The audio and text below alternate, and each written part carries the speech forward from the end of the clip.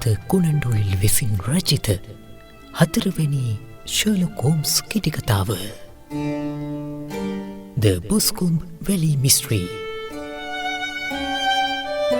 මෙම කෙටිකතාව ලොවට පළමු වරට ප්‍රකාශයට පත් වූයේ වර්ෂ 1891 ඔක්තෝබර් මාසයේදී බ්‍රිතාන්‍යයේ ජනප්‍රිය සංග්‍රහයක් වූ The Strand සංග්‍රහව හරහාය.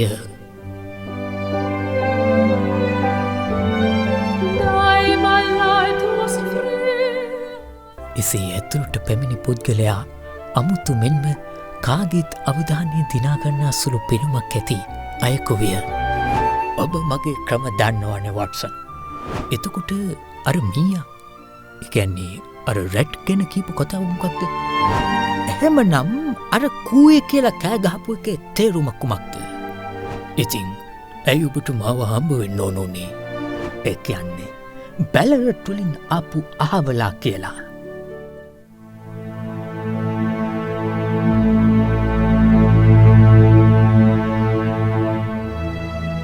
ෂර්ලොක් හෝම්ස් රහස් පරීක්ෂක කෙටිකතා. බොස්කොම්බ් නිම්නයේ අපිරහස සම්පූර්ණ කතාව.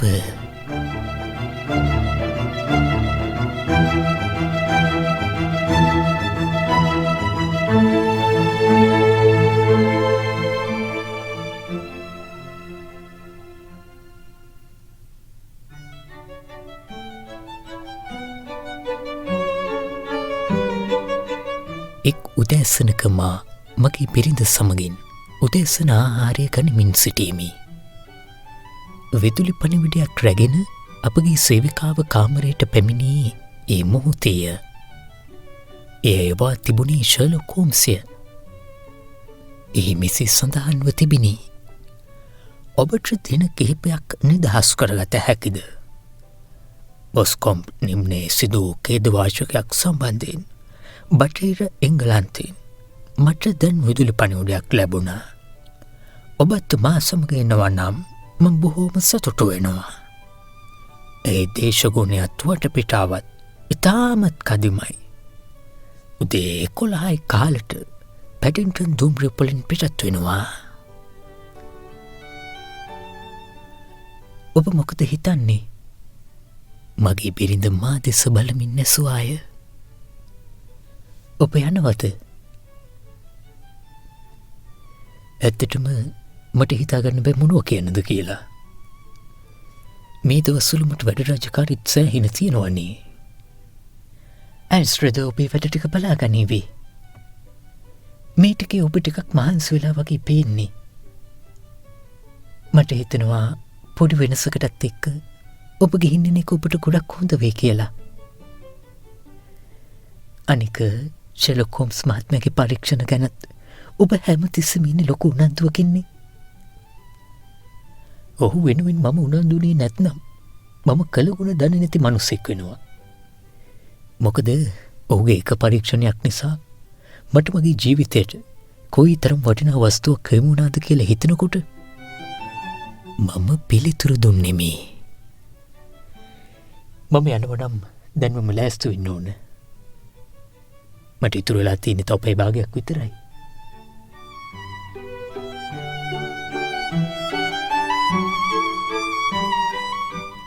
ඇෆ්ගනිස්තානයේ කඳවුරු ජීවිතය පිළිබඳ මා ලැබූ අත්දැකීම් හේතුවෙන් ඕනෑම මොහොතක ඉක්මනින් සූදානම් වී ගමන් කිරීමට හැකි අයෙකු බවට මා පත්ව සිටීමි. මගේ අවශ්‍යතා ඉතා අල්ප සහ සරල වූ බැවින් නියමිත කාලයටත් පෙර මගේ ගමන් මල්ලද රැගෙන පැඩින්ටන් දුම්රිය ස්ථානයේ බලා යන අශුකරත්වයකට ගොඩුවීමට මට හැකිවිය. ෂර්ලොක් හෝම්ස් දුම්රිය වේදිකාවේ එහා මෙහා සක්මන් කරමින් සිටියේය. ඔහු හැඳ සිටි දිගු අලු පැහැති ගමන් කබාය සහ හිසට තද වූ රෙදි තොප්පිය නිසා ඔහුගේ උසැති කෙසඟ සිරුර තවත් කෙසඟ වී උසින් වැඩි වී දිස්විය. වට්සන් ඔබ ආපු එක නම් ඇත්තටම ගොඩක් වටිනවා.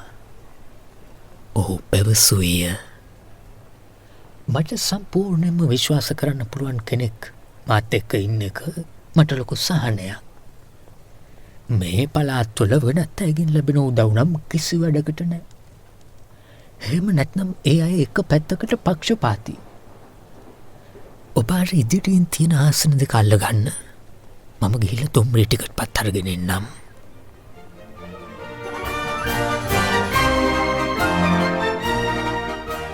හෝම්ස් තමා සමග රැගෙන විත් තිබූ විශාල ලිපිලේඛන සහ පත්තර කන්දරාව හැරුණු විට මුළු දුම්රිය මැදිරියම අප දෙදෙනාටම පමණක් වෙන් වී තිබුණි. අපි රීඩිං නගරය පසු කරන තුරුම ඔහු එම ලිපිගුණු අවසමින්ද කියෝමින්ද ඒ අතුරතුර සටහන් තබා ගනිමින් ගැඹුරින් කල්පනා කරමින්ද සිටියේය. ඉන්පසු හදිසියේම ඒ සියලුම කඩදාසි එකට ගුලිකර විශාල බෝලයක් මෙන් සකසාගත් ඔහු එය ඉහලින් තිබූ ගමන්මලු තබන රාකයට විසි කළේය. මේ සිද්ධිය ගැන ඔබට මොනවා හරි ආරංචි වුණාද? ඔහු ඇසුවේය. නෑ, වචනයක්වත් ආරංචි වුණේ නෑ. මට දවස් ගානකින් පත්තරයක් බලන්න බැරි වුණා. ලන්ඩන් පත්‍රවලත් මේ ගැන ලොකු විස්තරයක් දාලා තිබුණේ නෑ. මම මේ ළඟදී ආපු හැම පත්තරයක්ම බැලුවා විස්තර ටිකක් දැනගන්න කියලා. මට තේරෙන විදියට මේ සිද්ධිය හරිම සරලයි වගේ පෙනුනට විසඳන්න ගොඩාක් අමාරු ජාතිය සිද්ධියක්. ඒක නිකන් පරස්පර කතාවක් නේ හෝම්ස්. ඇත්ත එක ඇත්ත. යම් කිසි සිද්ධියක තියෙන අමුතුම ස්වභාවය තමයි ඒක විසඳන්න තියෙන ලොකුම හෝඩුවාව වෙන්නේ. අපරාධයක් සිදු කරලා තියෙන විදිහ සාමාන්‍ය වෙන්න තමයි ඒක අපරාධකාරයා කවුද කියලා හොයාගන්න අමාරු. කොහොම වුණත් මේ සිද්ධිය සම්බන්ධයෙන් පොලිසිය දැනට සැක කරන්නේ මියගිය කෙනාගේ පුතාව. ඔහුව සැක කරන්න ඔහුට විරුද්ධව බරපතල සාක්ෂි තියෙනවා. එතකොට මේක මිනිමැරුමක්ද? දැනට නම් සැක කරන්න එහෙමයි. නමුත් මම ගිහින් මගේ ඇස් දෙකින්ම දකින්නකම්ම මම නම් මේ කිසිම දෙයක් හරියකට පිළිගන්නේ නැහැ. දැනට මම තීරුම් අරගෙන තියෙන විදිහට වෙලා තියෙන්නේ මොකක්ද කියලා මම ඔබට බොහොම කෙටියෙන් කියන්නම්. අපි යන මේ බොස්කොම් නිම්නය පිහිටලා තියෙන්නේ බටහිර එංගලන්තයේ හිල්ෆෝර්ඩ්ෂයර් ප්‍රාන්තයේ රොස් කියන නගරයට කිට්ටුවෙන් තියෙන ගම්බද පළාතක. ඒ පළාතේ ඉන්න ලොකුම ඉඩම් හිමියා තමයි ජෝන් ටර්නර් මහත්මයා. ඔහු කලක් ඔස්ට්‍රේලියාවේ ඉඳලා හොඳට සල්ලි හම්බ කරගෙන මීට අවුරුදු ගානකට කලින් ආයමත් තමන්ගේ මව්බිමට ආපු කෙනෙක්. ඔහුට අයිති හාදල්ලි කියන ගොවි පොල්ල බද්දට දීලා තිබුණේ චාල්ස් මැකාති කියලා මහත්මයෙකුට. ඔහුත් ඔස්ට්‍රේලියාවේ ඉඳලා ආපු කෙනෙක්. පේන විදිහට මේ දෙන්නා ඔස්ට්‍රේලියාවේදීත් අඳුරන අය. ඒ නිසා පදිංචි වෙන්න ආවම එකිනෙකාට කිට්ටුවෙන් ඉන්න තීරණය කරපු එක පුදුමයක් නෙවෙයි. පේන විදිහට ටර්නර් තමයි සල්ලිකාරයා. ඒ නිසා මැකාති ඔහුගෙන් ඉඩම බද්දට ගත්තා.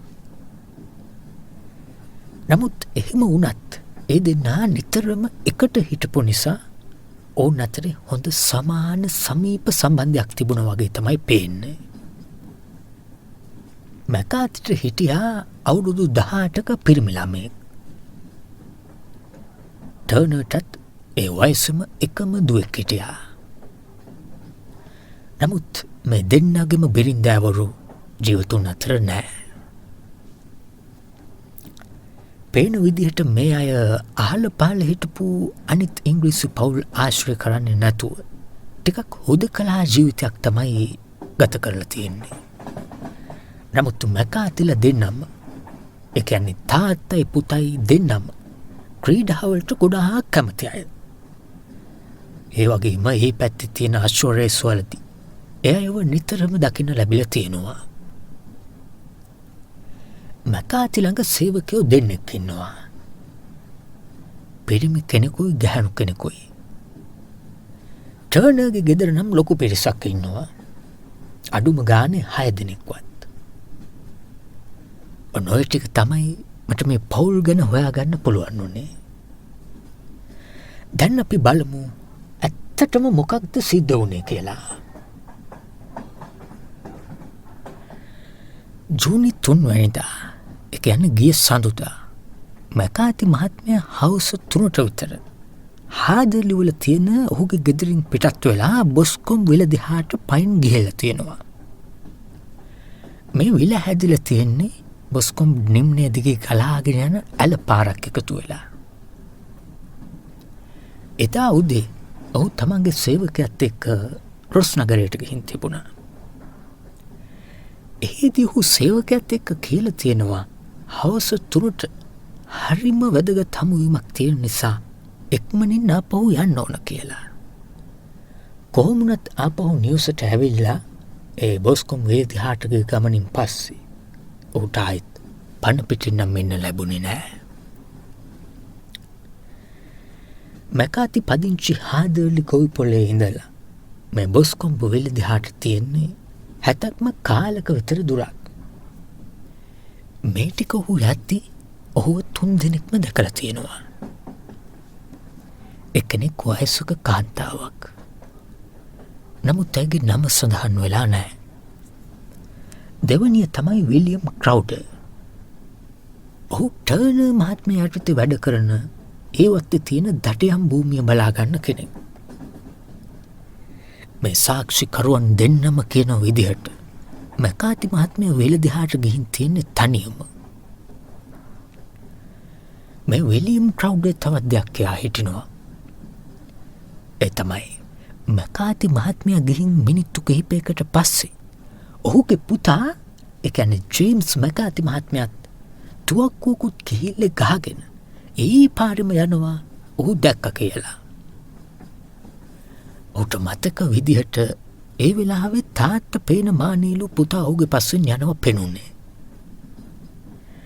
නමුත් හවස මේ කේද වාචකය ගැන ආරංචි වෙනකම් ක්‍රවුඩර් ඒ ගැන ලොකුවට හිතලා නැහැ.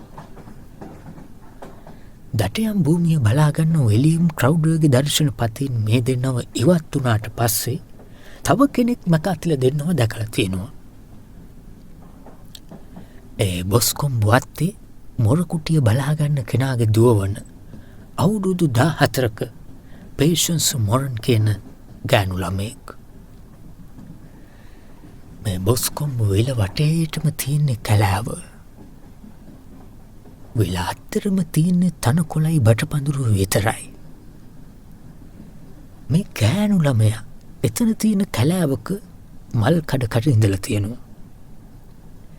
ඇය කියන විදිහට කැලේ මායිමි විලට කිට්ටුවෙන් මැකාති මහත්මයයි ඔහුගේ පුතයි ලොකු රණ්ඩුවක් කරගන්නවා අය දැකලා තියෙනවා. වැඩිමහල් මැකාති ඔහුගේ පුතාට හරිම තරුණු වචන වලින් බනිනවා ඇයට ඇහිලා තියෙනවා. ඒ වගේම පුතා තමන්ගේ තාත්තට පහර දෙන්න වගේ අත උස්සනවත් ඇය දැකලා තියෙනවා. මේ රණ්ඩුවේ දරුණුකමට බය වුණු මේ ගෑනු ළමයා ඉක්මනින්ම ගෙදර දුවලා ගිහින් ඇගේ අම්මට කියලා තියෙනවා මැකාතිල දෙන්න පුස්කොම්බ වෙල කිට්ටුව රණ්ඩු වෙනවා, ඒ දෙන්න ගහගනීවිද කියලාත් බයක් දැනෙනවා කියලා. අය මේ ටික කියලා ඉවර වෙනවත් එක්කම වගේ තරුණ ජේම්ස් මැකාති කලබලෙන් ඒ දිහාට දුවගෙන ඇවිත් තියෙනවා. තමන්ගේ තාත්තා කැලේ ඇතුලේ මැරිලා ඉන්නවා දැක්කා. ඒකට උදව් කරන්න එන්න කියලා ඉල්ලන්න. ඔහු ඉඳලා තියන්නේ හරිම කලබලෙන්. ඔහුගේ තුවක්කුවත් තොප්පියවත් එවලේ ඔහු ළඟ තිබෙලා නැහැ.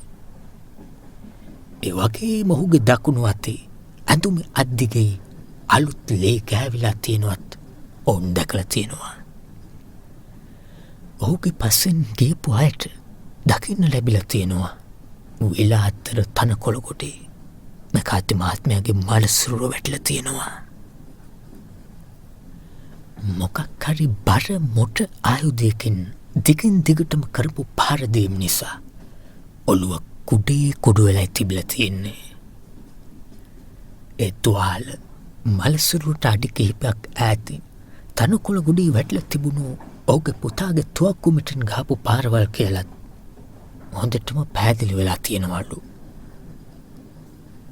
මේ තත්ත්වය යටතේදී ඒ තරුණයව එහෙදිම අත්අඩංගුවට අරගෙන අඟහරුවාද පවත්වපු මරණ පරීක්ෂණයේදී මේක හිතා මතාම කරපු මිනීමරුමක් කියලා තීරණය කරපු නිසා බදාදා ඔහුව රොස්නගරේ මහේස්ත්‍රාත්වරයා ඉදිරියට ඉදිරිපත් කළා. එතුමා මේ නඩුව ඊළඟ අපරාධ වාරයට යොමු කළා තියෙනවා. මරණ පරීක්ෂකවරයා සහ පොලිස් උසාවිය ඉස්සරහට ආපු විදියට මේ සිද්ධියේ ප්‍රධානම කරුණු ටික තමයි ඔය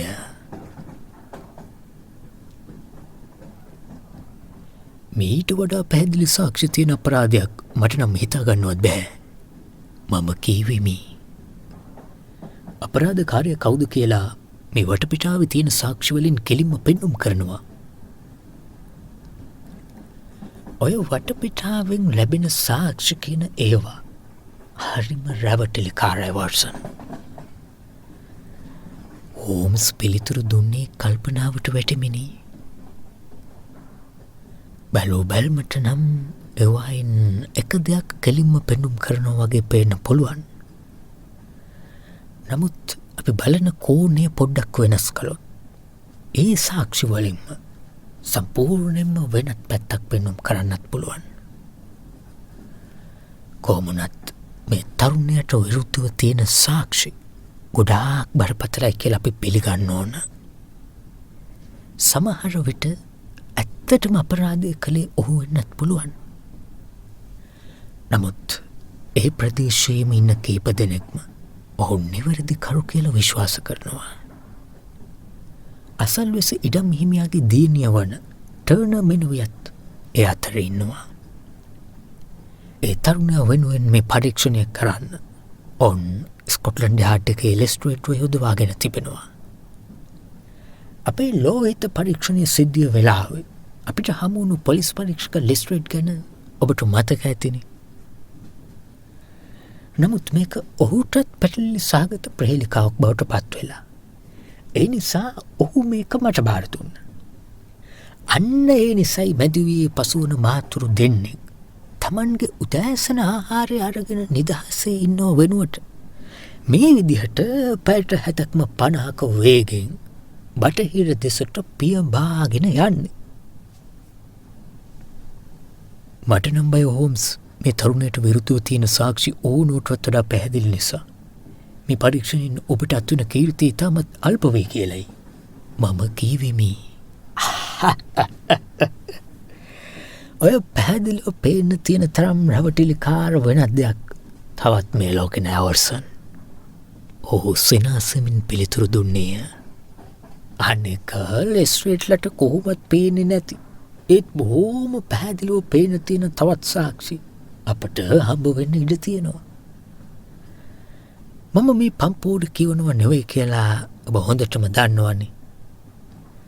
ලෙස්ට්‍රේට්ට පාවිච්චි කරන්න තියා තේරුම් ගන්නවත් බැරි ක්‍රම පාවිච්චි කරලා මම එක්ක ඔහුගේ මතය තහවුරු කරනවා නැත්නම් ඒක සම්පූර්ණයෙන්ම බිඳලා දානවා.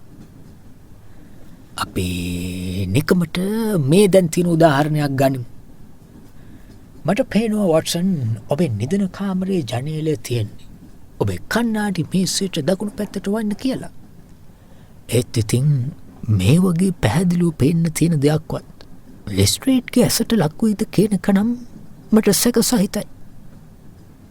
දෙවියනි ඒක නම් මැත්ත කොහොමද ඔබ ඒක දන්නේ? මගේ හිතවත් මිත්‍රයා මම ඔබ හොඳටම දන්නවනේ. ඔබේ තියෙන ඒ හමුදාමය පිළිවෙල ගැන මම හොඳින් දන්නවා. ඔබ හැමදාම උදේට රැවුල කපනවනේ. ඉතින් මේ දවස්වල ඔබ උදේට රැවුල කපන්නේ ඉර එළිය ආධාරයෙන්. නමුත් ඔබේ මුහුණේ වම් පැත්තට වෙන්න රැවුල කැපිලා තියෙන පිළිවෙල ටිකෙන් ටික අඩු වෙලා ගිහින් හරිම අපිලිවල වෙලා. ඒකෙන් බොහෝම පැහැදිලි ඔබ කන්නාඩියෙන් බලාගෙන රැවුල කපනකොට මූණේ වම් පැත්තට වැටෙන එළිය අනික් පැත්තට වඩා අඩුයි කියලා. ඉතින් ඔබ වගේ පිළිවෙලට ඉන්න කෙනෙක් මූණට හොඳට එළිය වැටෙන වෙලාවක කන්නාඩියෙන් බලලා රැවුල කැපුව නම් ඔය විදිහට වම් පැත්ත අපිළිවෙලට කපලා තියෙනවා දැකලා ඔබ සෑහීමකට පත් වෙයි කියලා නම් මට නම් හිතන්නවත් බෑ. ඉතින් ඒකෙන් මම නිගමනය කළා ඔබ නිදන කාමරේ කන්නාඩි මේසෙට දකුණු පැත්තෙන් තමයි ජනේලය පිහිටලා තියෙන්න ඕන කියලා. මම මේක කිව්වේ නිරීක්ෂණය සහ නිගමනයකට එළඹීම කියන එකට සරල උදාහරණයක් විදිහට විතරයි. මගේ රාජකාරියත් ඒකමනේ. ඉතින් අපිට ඉස්සරහට කරන්න තියෙන පරීක්ෂණයේදී මේ නිරීක්ෂණය සහ නිගමනය කියන ඒවා බොහොම ප්‍රයෝජනවත් වේවි. වොට්සන් මරණ පරීක්ෂණයේදී හෙළිවුණු පොඩි කාරණා එකක් දෙකක් තියෙනවා. අපි ටිකක් ඒ ගැනත් අපේ අවධානය යොමු කරන්න ඕන. ඒ මොනවද හෝම්ස්? මම විමසුවෙමි. පේන විදිහට මැකාති තරුණයාව එතනදිම අත්අඩංගුවට අරගෙන නැහැ. හාදලි ගොවිපොළට ආපහු ගියාට පස්සේ ඒක කරලා තියෙන්නේ. තමන් දැන් හිරකාරයෙක් කියලා පොලිස් පරීක්ෂකවරයා කිව්වම ඔහු කියලා තියෙනවා ඒ ගැන තමන් පුදුම වෙන්නේ නැහැ වගේම තමන් කළ දෙයට ලැබෙන්න ඕන දඬුවම තමයි ඔය ලැබුණේ කියලා. මේ ප්‍රකාශය නිසා මරණ පරීක්ෂණ ජූරියේ හිටපු අයට ඔහු ගැන පොඩි හෝ සැකයක් තිබුණා නම් ඒකත් සම්පූර්ණයෙන්ම නැති වෙලා ගියා. ඒක තමන් කරපු වැරද්දක් පිළිගැනීමක් නේ. මම එක්වරම කිව්වෙමි. නැහැ. මොකද ඊට පස්සේ ඔහු තමන් ඒ වගේ දෙයක් කළේ නැහැ කියලා තරයේම කියා සිටියා. මේ වගේ බරපතල සිදුවීම් ගොඩක් මැද්දී ඔහුගේ ප්‍රකාශය අඩුම තරමේ ලොකු සැකයක් ඇති කරන ප්‍රකාශයක්. මම කිව්වෙමි. නෑ, මට පේන්නේ ඒකේ අනෙක් පැත්ත වොට්සන්. හෝම්ස් කිව්වේ. මේ අඳුරු වලාකුළු අතරින් මට දැනට පේන්න තියෙන එකම රිදී රේඛාව තමයි ඔහුගේ ප්‍රකාශය. ඔහු කොයිතරම් නිවැරදි කරුවෙක් වුණත් මේ සිද්ධියේ තියෙන අනික් හැමදේම දිහා බැලුවම ඒ දේවල් තියෙන්නේ තමන්ට විරුද්ධවයි කියලා නොතේරෙන්න තරම් ඔහු මෝඩෙක් වෙන්න බෑ. තමන්ව අත්අඩංගුවට ගනිද්දී ඔහු පුදුම වුණා වගේ පෙන්වුවා නම් එහෙමත් නැත්තම් බොරුවට කේන්ති ගත්තා නම් මම ඔහු ගැන ගොඩක් සැක කරනවා. මොකද මේ වගේ වෙලාවක ඒ වගේ පුදුමවීමක් හරි කේන්ති ගැනීමක් හරි ස්වාභාවික නැහැ. නමුත් කපටි අපරාධකාරයෙකුට ඒක හොඳ උපක්‍රමයක් වෙන්න පුළුවන්. තමන් වැටිලා ඉන්න තත්ත්වය මේ තරුණයා ඒ විදිහට අවංකවම පිළිගැනීමෙන් පේන්නේ එක්ක ඔහු නිවැරදි කරුවෙක් නැත්නම් කිසි දෙයකට සැලෙන්නේ නැති දැඩි හිතක් තියෙන මිනිහෙක්. තමන්ට ලැබෙන්න ඕන දඬුවමම තමයි තමන්ට ලැබුණේ කියලා ඔහු කියපු කතාව මේ වෙලාවේ හැටියට අසාමාන්‍ය දෙයක් නෙවෙයි. අයි මම එහෙම කියන්නේ ටිකක් හිතලා බලන්න. ඔහු හිටියේ තමන්ගේ පියාගේ මලසිරුර ළඟ. ඒ වගේම එදා දවසේ ඔහු දරුවෙකුගේ යුතුකම් අමතක කරලා තමන්ගේ පියා එක්ක රණ්ඩු වෙලා තියෙනවා. ඒ විතරක් නෙවෙයි. මේ කතාවේ ගොඩාක් වැදගත් සාක්ෂියක් දුන්නු ඒ පුටි දැරියගේ කතාවට අනුව ඔහු පියාට පහර දෙන්න වගේ අතත් උස්සලක් තියෙනවා. ඉතින් ඒ ගැන ඔහුට දැනෙන පසුතැවීම සහ දුක තමයි ඔහුගේ ප්‍රකාශයෙන් පේන්නේ. මට නම් හිතෙන්නේ එක අපරාධකාරයෙකුගේ ලක්ෂණයකට වඩා යහපත් මනසක් තියෙන කෙනෙකුගේ ලක්ෂණයක් කියලා. මම හිස වෙනුවෙමි. මීට වඩා ගොඩාක් දුර්වල සාක්ෂි මත මිනිස්සු කී දෙනෙක් වනම් එල්ලුම් ගහට යවල තියෙනවද? මම කීවෙමි. ඒකනම් සහතික ඇත්ත වොට්සන්. ඒ වගේම කිසිම වරදක් නොකරපු මිනිස්සු කොයි තරම්නම් එල්ලුම් ගහට යවල ඇත්ත? මේ තරුණයා මේ සිද්ධිය ගැන මොනවද කියන්නේ හෝම්ස්? මේ තරුණයාගේ කතාව දිහා බැලුවම ඔහුගේ පැත්ත ගන්න අයට නම් ඒක තරම් හොඳ එකක් නෙවෙයි. නමුත් ඒකෙන් අපිට හිතන්න කරුණු කිහිපයක් තියෙනවා. මේ තියෙන්නේ ඒක. ඔබටම පුළුවන් කියවල බලන්න.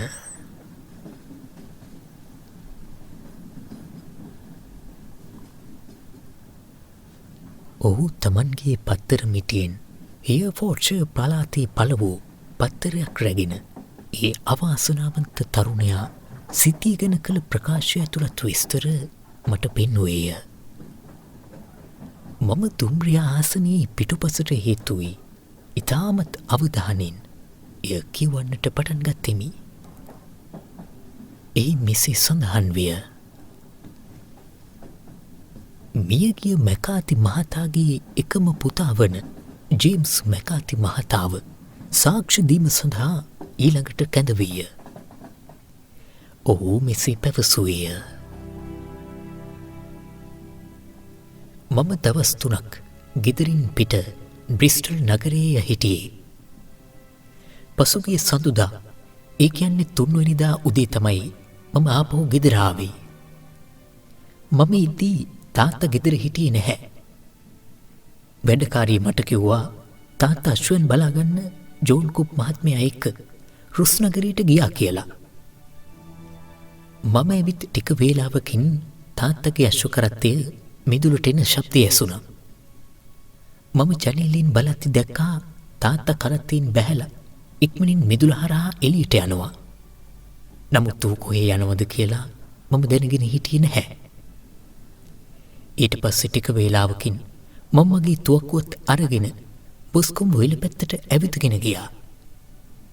මගේ අදහස වුණේ විලෙන් එහා පැත්තේ තියෙන හාවෝ ඉන්න කැලෑවට යන එක. යන අතර මගදී මට ඒ කැලෑව බලාගන්න විලියම් ක්‍රවුඩර්ව හම්බ වුණා. නමුත් ඌ සාක්ෂි දෙති කිව්ව මම මගේ තාත්තගේ පස්සෙන් ගියා කියලා ඌ හිතනවා කියන එක නම් සම්පූර්ණයෙන්ම වැරදි. මොකද මට ඉස්සරහින් තාත්තා ඊ පැත්තට යනවා කියලා මම දැනගෙන හිටියේ නැහැ. විලට යාර 100ක් විතර කිට්ටු වෙද්දී මට කූයි කියලා කෑ ගහන සද්දයක් ඇහුණා. ඒක මායි තාත්තයි අතරේ තිබුණ පුරුදු සංඥාවක්. ඉතින් මම ඉක්මනින් ඉස්සරහට ගියා. එතකොට තාත්තා විල ළඟ හිටගෙන ඉන්නවා මම දැක්කා. මම දැක්කම ඔහු ගොඩක් පුදුම වුණා. ඔහු ටිකක් සැරෙන් මගෙන් ඇහුවා මම එතන මොකක්ද කරන්න කියලා. ඊට පස්සේ අපි අතරේ බහින් බස්වීමක් ඇති වෙලා ඒක ලොකු රණ්ඩුවක් බවට පෙරළුණා. ඇත්තටම අප දෙදෙනා අතරේ ගහගන්න තරමටම ඒක දුරදිග ගියා. මොකද මගේ තාත්තා හරිම ඉක්මනින් කේන්ති යන දරුණු ගතිගුණ තියෙන කෙනෙක්. තාත්තගේ කේන්තිය පාලනය කරගන්න බැරි තරමට වැඩි වෙනවා දැක්ක නිසා මම ඌ එතනම දාලා ආපහු හාදිලි ගොවිපළ පැත්තට හැරුණා. නමුත් මම යාර 150ක් විතර ගියාට පස්සේ මගේ පිටිපස්සෙන් හරිම බිහිසුණු කෑ ගැහිල්ලක් ඇහුණා. ඒ සද්දෙට මම ආයෙත් හැරිලා දෙව්වා. එතකොට මම දැක්කා තාත්තගේ ඔළුවට දරුණු විදිහට තුවාල වෙලා බිම වැටිලා ඉන්නවා. මම තුවක්කුව බිම අතහැරලා තාත්තව මගේ අත් දෙකට ගත්තා. නමුත් ඒ එක්කම වගේ ඔහු මිය ගියා. මම මිනිත්තු කිහිපයක් එතනම දන ගහගෙන ඉඳලා ඊට පස්සේ උදව්වක් ඉල්ලන්න ටර්නර් මහත්මයාගේ මුරකරුවගේ ගෙදරට දිව්වා. මොකද ළඟම තිබුණේ ඒ ගෙදර විතරයි. මම ආපහු එද්දි තාත්තා ළඟ කවුරුවත් හිටියේ නෑ. ඔහුට මේ තුවාල වුණේ කොහොමද කියලා මට කිසිම අදහසක් නැහැ. ඔහු හැමෝම එක්ක සුහදව හිටපු කෙනෙක් නෙවෙයි. ටිකක් රළු ගතිගුණ තිබුණු කෙනෙක්. නමුත් මම දන්න තරමින් ඔහුට කෙලිම විරුද්ධ වුණු හතුරන් කවුරුවත් හිටියේ නෑ. මම මේ සිද්ධිය ගැන මීට වඩා දෙයක් දන්නේ නැහැ.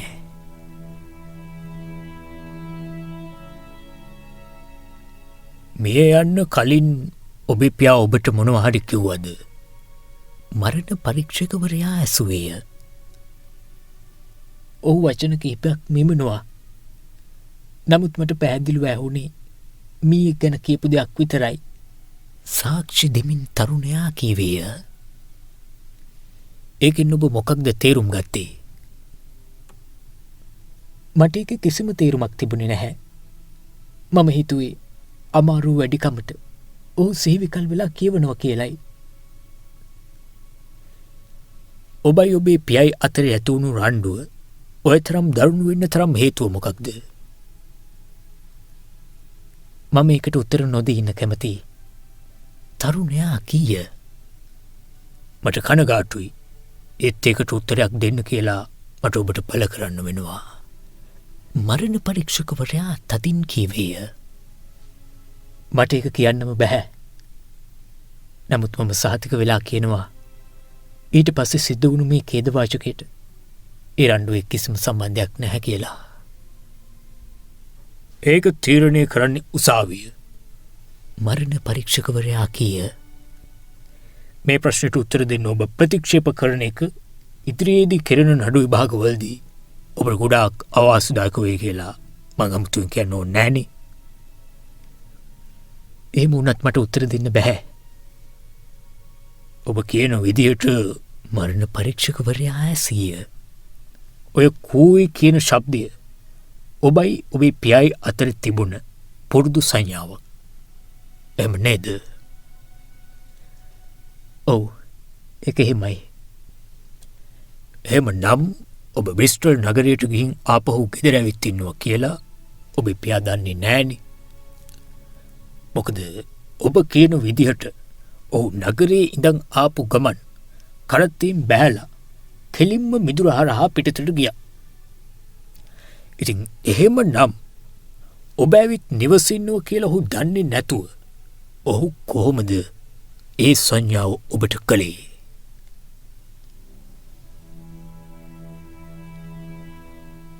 සාක්ෂි දෙන තරුණයා මෙවලේ ලොකු කලබලයකින් මම දන්නේ නැහැ ඒක යයි පැවසුවේය. මීළඟට ජූරියේ සමාජිකයෙක් ප්‍රශ්න කළේය. කෑ ගහන සද්දය ඇහිලා ඔබ ආපහු දුවගෙන ගිහිල්ලා පියාට දරුණු විදියට තුවාල වෙලා ඉන්නවා දකිද්දි ඔබේ සැකයට තුරු දෙන කිසිම දෙයක් ඔබ එතන දැක්කේ නැද්ද? ස්ථිර කරලා කියන්න පුළුවන් කිසිම දෙයක් තිබුණේ නැහැ. සාක්ෂිකරු කීවේය. ඔබ ඒකෙන් අදහස් කරන්නේ මොකක්ද? මරණ පරීක්ෂකවරයා ඇසීය. මම ආපහු එතෙන්ට දුවගෙන යද්දී මම හිටියේ ලොකු කලබලයකින් වගේම කම්පනයකින්. ඒ වෙලාවේ මට තාත්තා ගැන ඇරෙන්න වෙන කිසිම දෙයක් ගැන හිතන්න පුළුවන් කමක් තිබුණේ නැහැ. ඒත් මම ඉස්සරහට දුවගෙන යද්දී මගේ වම් පැත්තේ බිම මොකක්ද දෙයක් වැටලා තිබුණා වගේ බුදු වුණු මතකයක් මට යාන්තමට තියෙනවා. ඒක අලු පාට දෙයක්. සමහර විට කබායක්. එහෙමත් නැත්නම් සලුවක් වගේ දෙයක් වෙන්න පුළුවන්. තාත්තා ළඟින් නැගිටලා මම ඒක ගැන වටපිට බැලුව මතකයි. ඒත් එතකොට ඒක එතන තිබුණේ නැහැ. ඔබ කියන්නේ ඔබ උදව් ඉල්ලගෙන යන්නත් කලින්ම ඒක එතනින් අතුරුදහන් වෙලා කියලාද? ඔව්, ඒක එතන තිබුණේ නැහැ. ඒ මොකක්ද කියලා ඔබට හරියටම කියන්න බැරිද? බෑ. එතන මොකක් හරි දෙයක් තිබුණේ කියලා මට නිකන් දැනුණ විතරයි. බාලසිරුර ඉඳන් කොයිතරම් දුරින්ද? යාර 12ක් විතර ඇතින්. කැලේ මායිමේ ඉඳන් කොයිතරම් දුරින්ද? ඒතර වගේම දුරක් තමයි. එමනම් කවුරු හරි එක අරන් ගිහින් තියෙන්නේ ඔබ යාර 12ක් තරම් ළඟපාතක ඉද්දිමයි. එම නේද? ඔව්. ඒත් මම හිටියේ ඒ පැත්තට පිට හරවාගෙන. සාක්ෂි විභාගයේ අවසන් වූයේ එසේය.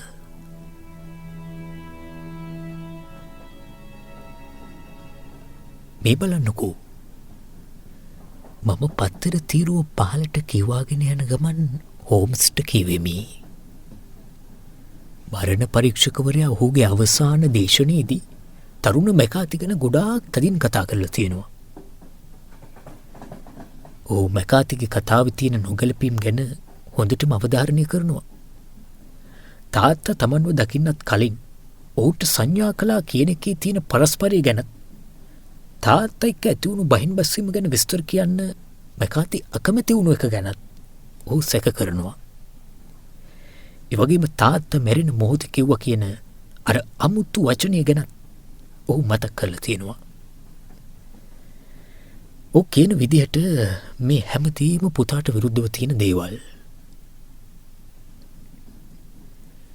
හෝම්ස් තමාටම සිහින් හඬින් සිනාසී දුම්රිය ආසනයේ පිටුපසට හේතු වූයේ දෙපා ඉදිරියට දිගු කරගෙන පහසුවෙන් වාඩි වෙමින්ය.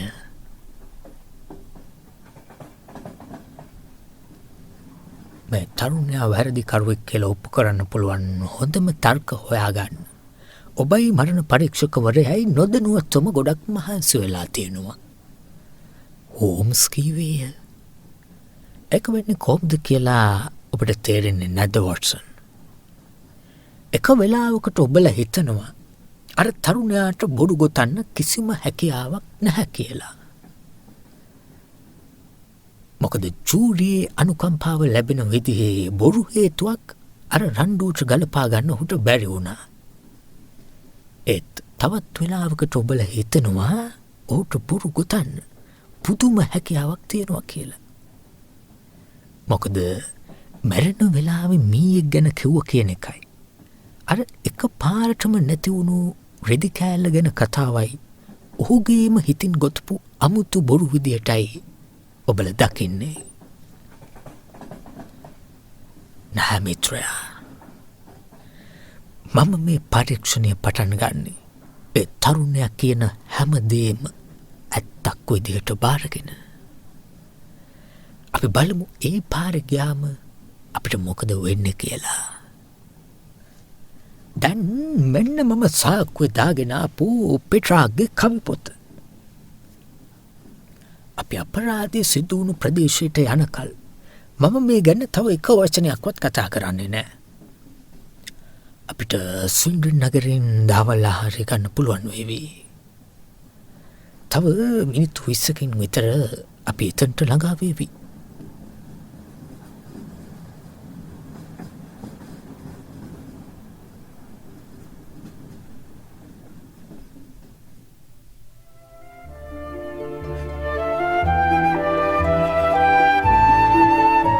සුන්දර ස්ට්‍රෝක් නිම්නය පසු කර සෙවරන් නදියට ඉහළින් පැමිණි අපි රොස්නම් වූ ඒ අලංකාර කුඩා ගම්බද නගරයට ළඟාවන විට වේලාව සවස 4ට පමණ වන්නට ඇත.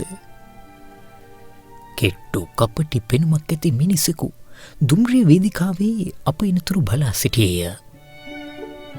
මෙම ගම්බද පරිසරයට ගැලපෙනු පිණිස ඔහු ලා දුඹුරු පැහැති කබායක් සහ පාද සඳහා හම් ආවරණ පැළඳ සිටියද ඒ ස්කොට්ලන්ඩ් යහටි පොලිස් පරීක්ෂක ලෙස්ට්‍රේට් බව හඳුනා ගැනීමට මට කිසිදු අපහසුවක් නොවිය. අපි ඔහු සමග හියෆෝර්ඩ්ස් ආම්ස් නම් නවාතැන වෙත ගියෙමු. ඒ වන විටත් අප වෙනුවෙන් එහි කාමරයක් වෙන් කර තිබුණි. මම අශෝකරත්වයක් ලෑස්ති කළා. අප තේපානය කරමින් සිටින අතරතුර ලෙස්ට්‍රේට් පැවසුවේය. ඔබේ තියෙන උනන්දුව ගැන මම දන්නවා හෝම්ස් මහත්මයා. මට කලින්ම හිතුණා අපරාධය සිදුවෙන් තැට යනකල් ඔබට නම් ඉවසුමක් නැතුවේ කියලා. එහෙම හිතපු එක ගැන මං ගොඩක් ස්තුතිවන්ත වෙනවා. හෝම්ස් පිළිතුරු දුන්නේ. නමුත් අපි දැන් මෙහි යනවද නැද්ද කියන එක සම්පූර්ණයෙන්ම තීරණය වෙන්නේ අද කාලගුණය මත. ලෙස්ට්‍රීට් තරමක් පුදුමයට පත්විය. මට ඔබ කියන දේ හරියට තේරුණේ නෑ. ඔහු කීවේය. අර කාලගුණය බලන වායු පීඩනමානයේ තත්ත්වය කොහොමද? ආගල් 29ක් තියෙනවා පේනවා. කිසිම සුළඟක් නෑ. අහසක වලාකුළක්වත් නෑ. මා ළඟ බීලා ඉවර කරන්න ඕන සුරුට්ටු පෙට්ටියක්ම තියෙනවා. ඒ වගේම මේ සෝපාව නම් ගම්බද හෝටල් වල තියෙන අර අපහසු පුටු වලට වඩා ගොඩාක් සනීපයි. ඒ නිසා අද රෑම ඔය කරත්තෙන් ගමනක් යයි කියලා හිතන්න අමාරුයි. ලෙස්ට්‍රීට් සෑල්ලු සිනහවක් පැවිය. ඔබ පත්තර කියවලා දැනටමත් නිගමනයකට ඇවිත් කියන එක නම් මට කිසිම සැකයක් නෑ. ඔහු කීවේය. මේ පරීක්ෂණය ඉරහඳ වගේ පැහැදිලි. ඒ ගැන හොයලා බලන තරමට ඒක තවත් පැහැදිලි වෙනවා. ඒත් ඉතින් නෝන කෙනෙක් කරන ඉල්ලීමක් අහක දාන්න බැහැනේ. ඒ මදිවට ඇය හරිම දැඩි තීරණ ගන්න කෙනෙක්. ඇය ඔබ ගැන අහලා තියෙනවා. ඒ නිසා ඇයට ඔබේ අදහස දැනගන්න ඕන වෙලා. මම කරන්න ඕනදී දැනටමත් කරලා ඉවරයි. ඊට වඩා කරන්න අලුත් දෙයක් ඔබටත් නැහැ කියලා මම ඇයට කීප සැරයක්ම කිව්වා. දෙවියනේ ඔය තියෙන්නේ ඇගේ අශ්වකරත්තේ දොරකරටම ඇවිල්ලා. ඔහු එසේ පවසා අවසන් වන්නටත් පෙර මාමගේ ජීවිතී තුටු තවත් අතිශය රූමත් තරුණ කාන්තාවකගෙන් කෙනෙක් කාමරයට කඩා වැදුනාය. එකේ දම් පැහැති නෙත් දිලිසෙමින් තිබුණි. දෙතුල් තරමක් විවර වී කම්මුල් රෝස පැහැගෙන්වී තිබූ අතර ඇය තුළ වූ දැඩි කලබලය සහ කනසල්ල නිසා සාමාන්‍යයෙන් කාන්තාවකටම ආවේනික වූ ඒ සංසුන් බව සහ ලැජ්ජාව ඇයට සම්පූර්ණයෙන්ම අමතක වී ගොස් තිබුණි. අනේ ෂර්ලොක් හෝම්ස් මහත්මයා. අප දෙදෙනා දෙස මාරුවෙන් මාරුවට බැලූ ඇය අවසානයේදී කාන්තාවකටම ආවේනික වූ ඒ ඉවෙන්මෙන් මගේ මිත්‍රා නිවැරදිව හඳුනා ගනිමින් කෑගැසුවාය. ඔබ ආපු එක මට හරිම සතුටුයි. මම මේ කරත්තේ පදවාගෙන ආවෙම ඒක ඔබට කියන්න. ජේම්ස් මේ අපරාධය කළේ නැහැ කියලා මම දන්නවා. මම ඒක ස්ථිරවම දන්නවා. ඔබ මේ පරීක්ෂණය පටන් ගන්න ඕනෙත් ඒ බව දැනගෙනමයි. ඒ ගැන කිසිම වෙලාවක සැකයක් ඇති කරගන්න එපා. අපි පොඩි කාලේ ඉඳන්ම එකට හැදුණු අය. වෙන කාටත් වඩා ඔහුගේ තියෙන වැරදි අඩුපාඩු ගැන දන්නේ මමයි. නමුත් ඔහු මැස්සෙකුටවත් කරදරයක් කරන්න බැරි තරම් අහිංසක මෘදු හිතක් තියෙන කෙනෙක්. ඔහු ගැන හොඳින් දන්න කෙනෙක්ට මේ වගේ චෝදනාවක් කරුණම ඒක හරිම විහිළුවක් වගේ. අපිට හුව නිදහස් කරගන්න පුළුවන් වෙයි කියලා මම විශ්වාස කරනවට නම් මැනවිය. ෂර්ලොක් හෝම්ස් පැවසුවේ. මට කරන්න පුළුවන් උපරිමය මම කරනවා කියලා ඔබට ස්ථිරවම විශ්වාස කරන්න පුළුවන්. ඔබ මේ සාක්ෂි ඔක්කොම කියවන්න ඇතිනි හෝම්ස් මහත්මයා. දැන් ඔබ කුමක් වූ නිගමනයකට ඇවිත් නේද ඉන්නේ? ඔබට මේක මොකක්ම හරි ගැටලුවක් අඩුපාඩුවක් පේන්නේ නැද්ද? ඔහු නිවැරදිකරුවෙක් කියලා ඔබටම හිතෙන්නේ නැද්ද? මටත් හිතෙනවා ඒක හැම වෙන්න ගොඩක් දුරට ඉඩ තියෙනවා කියලා. අන්න දැක්කනේ. ඇයි කොරම සිය හිස හරවා ලෙස්ට්‍රීට් දෙස බැලුවේ තරමක් අභියෝගාත්මක බැල්මක් හෙළමින්ය. ඔබට ඇහුණනේ. හෝම්ස් මහත්මිය මට ලොකු බලාපොරොත්තුවක් දෙනවා. ලෙස්ට්‍රීට් එය ගණන් නොගන්නාසේ සිය ඔරහිස් ඉසුවේය. මට නම් බය මගේ මේ හිතවතා ටිකක් ඉක්මන් වෙලා නිගමනයකට ආවද කියලා. ඒත් ඔහු කියන දේ හරි. ඇය කිවාය. ඔහු හරි කියලා මම දන්නවා. ජේම්ස් කීයටවත් මේක කළේ නැහැ. අර තාත්තා එක්ක ඇති වුණු රණ්ඩුව ගැන කියනවනම් මට විශ්වාසයි ඔහු මරණ පරීක්ෂකවරයාට ඒ ගැන මුකුත් නොකිය හිටියේ. ඒකට මාත් සම්බන්ධ නිසා. කොහොමද හෝම්ස් ඇසුවේය? මේක මට මුකුත් හංගන්න වෙලාවක් නෙවෙයි හෝම්ස් මහත්මයා. ඒ නිසා මම සම්පූර්ණ ඇත්ත කියන්නම්. මම නිසා ජේම්ස් සහ ඔහුගේ තාත්තා අතරේ ගොඩාක් මතභේද ඇති වුණා. ජේම්ස්ගේ පියාට ලොකු උවමනාවක් තිබුණා අපි දෙන්න අතර විවාහයක් සිද්ධ වෙනවා දකින්න. ඒත් ජේම්සුයි මයි හැමදාම ආශ්‍රය කරේ සහෝදරයෝ වගේ. අනික ඔහු තාම තරුණයි. ජීවිතය ගැන ලොකු අවබෝධයක් ඔහුට නැහැ. ඉතින් ඔහුට තාම ඕනුනේ නැහැ ඒ වගේ බැඳීමකට යන්න. ඉතින් ඒ නිසා ඔහුත් ඔහුගේ පියාත් අතරේ රණ්ඩු ඇති වුණා. මට විශ්වාසයි එදා වෙලා තියෙන්නෙත් ඒ වගේ රණ්ඩුවක්. එතකොට ඔබේ පියා ටර්නර් මහත්මයා හෝම්ස් විමසුවේය. ඔහු කැමැත්තෙන් හිටියද ඒ වගේ සම්බන්ධයක් ඔබ දෙදෙනා අතරේ ඇති වෙනවට? නැහැ. මගේ පියා ඒකට කොහොමත්ම කැමති වුණේ නැහැ. මැකාති මහත්මයා ඇරෙන්න වෙන කවුරුවත් ඒකට කැමති වුණේ නැහැ. හෝම්ස් ඇදෙස තියුණු විමසුම් සහගත දෑසින් බැලූ විට ඇගේ ලාබාල මුහුණ මත ලැජ්ජාව මුසුබූ රත් පැහැයක් ෂණිකව ඇඳි කියාය. මෑ තොරතුරුවලට බොහොම ස්තුතියි. මම හෙට ආවොත් මට ඔබේ පියාව හම්බ වෙන්න පුළුවන් වෙයිද? මට බය දොස්තර මහත්මයා ඒකට ඉඩ දෙන එකක් නැහැ කියලයි. දොස්තර මහත්මයා? ඔව්. ඔබ ඒක අහලා නැද්ද? පහුගිය අවුරුදු ගානෙන් මගේ තාත්තා හිටියේ තරම් සනීපෙන් නෙවෙයි. ඒත් මේ සිද්ධිය නිසා ඔහු සම්පූර්ණයෙන්ම කඩා වැටුණා. ඔහු දැන් ඉන්නේ ඇඳටම වෙලා. වෙලොස් දොස්තර මහත්තයා කියන්නේ තාත්තගේ ඇඟපත වගේම ස්නායු පද්ධතියත් හොඳටම දුර්වල වෙලා කියලයි. ඉතින් ඉස්සර වික්ටෝරියා ප්‍රාන්තයේ හිටපු කාලේ ඉඳන්ම තාත්තව හොඳින් හඳුනන කෙනෙක්ට හිටියේ මැකාති මහත්මයා විතරයි. වික්ටෝරියා ප්‍රාන්තේ? ඒක නම් හරිම වැදගත්. ඔව් හෝම්ස් මහත්මයා. ඒ රත්රන් පතල්වලදී මට තේරෙන විදියට ටර්නර් මහත්මයා මුදල් හම්බ කළෙත් එහෙදි නේද? ඔව් අනිවාර්යෙන්ම. බොහොම ස්තුතියි ටර්නර් මැනවිය. ඔය විස්තර කියලා ඔබ මට ලොකු උදව්වක් කළේ. මොනවා හරි අලුත් ආරංචියක් ලැබුණොත් හෙට දිනේ මට කියන්න හෝම්ස් මහත්මයා. ඔබ අනිවාර්යෙන්ම ජේම්ස්ව බලන්න හිරගෙදරට යාවි නේද? අනේ ඔබ කියොත් හෝම්ස් මහත්මයා ඔහු නිවැරදි කරුවෙක් කියලා මම හොඳටම දන්නවා කියලා ඔහුට කියන්න. හොඳයි.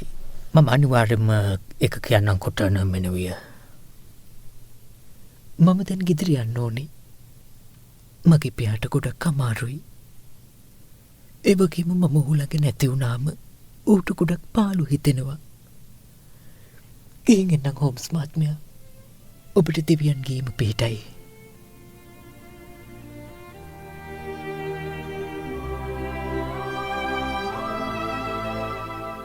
කාමරයට කඩා වැතුණු අය ඉන් පිටව ගිය අතර ඇගේ අශෝකරත්ති රෝද වීදිය දිගේ ශබ්ද නගමින් ඈතට ඇදී යන හඬ අපට ඇසුණි. මිනිත්තු කිහිපයක නිහැඬියාවකින් පසුව ලෙස්ට්‍රේට් ගාම්භීර හඬකින් කතා කළේය. මට ඔබ ගැන ලැජ්ජයි හෝම්ස් මහත්මයා. ඔහු කීවේය. කිසිම දවසක ඉෂ්ට කරන්න බැරි බලාපොරොත්තු ඔබ මේ විදියට ඇගේ හිතේ ඇති කරයයි. මමත් එතරම් සංවේදී හිතක් තියෙන කෙනෙක් නෙවෙයි. ඒත් ඔබ මේ කළ වැඩේ නම් මහ ක්‍රූර වැඩක්. මම ඒට එහෙම බලාපොරොත්තුවක් දුන්නේ ලෙස්ට්‍රේට් ජේම්ස් මැකාති තරුණයව නිදහස් කරගන්න පුළුවන් මාර්ගයක් මට දැන් පේනෝ වගේ නිසා. මට ඔහු බලන්න හිරගෙදරට යන්න අවශ්‍යයි. ඔබ ළඟ අවසර පත්‍රයක් තියෙනවද? ඔව් තියෙනවා. නමුත් ඔබට එමට යන්න විතරයි. හැමනම් අද රෑ එළියට බහින්න නැහැ කියලා මම ගත්තු තීරණය දැන් මම වෙනස් කරනවා. අද රෑම හියෝෆෝට් වලට දුම්රියෙන් ගිහින් ඔහුව බලලා එන්න අපිට තවම වෙලාවක් තියෙනව නේද? ඌ නෑතරම් තියෙනවා. ලෙස්ට්‍රේට් කීවේ. හැමනම් අපි යමු. වොට්සන් මේ ටික වෙලාවට ඔබට ටිකක් පාළු හිතෙයි. නමුත් මම පැය 2-3කින් අපහු වෙනවා.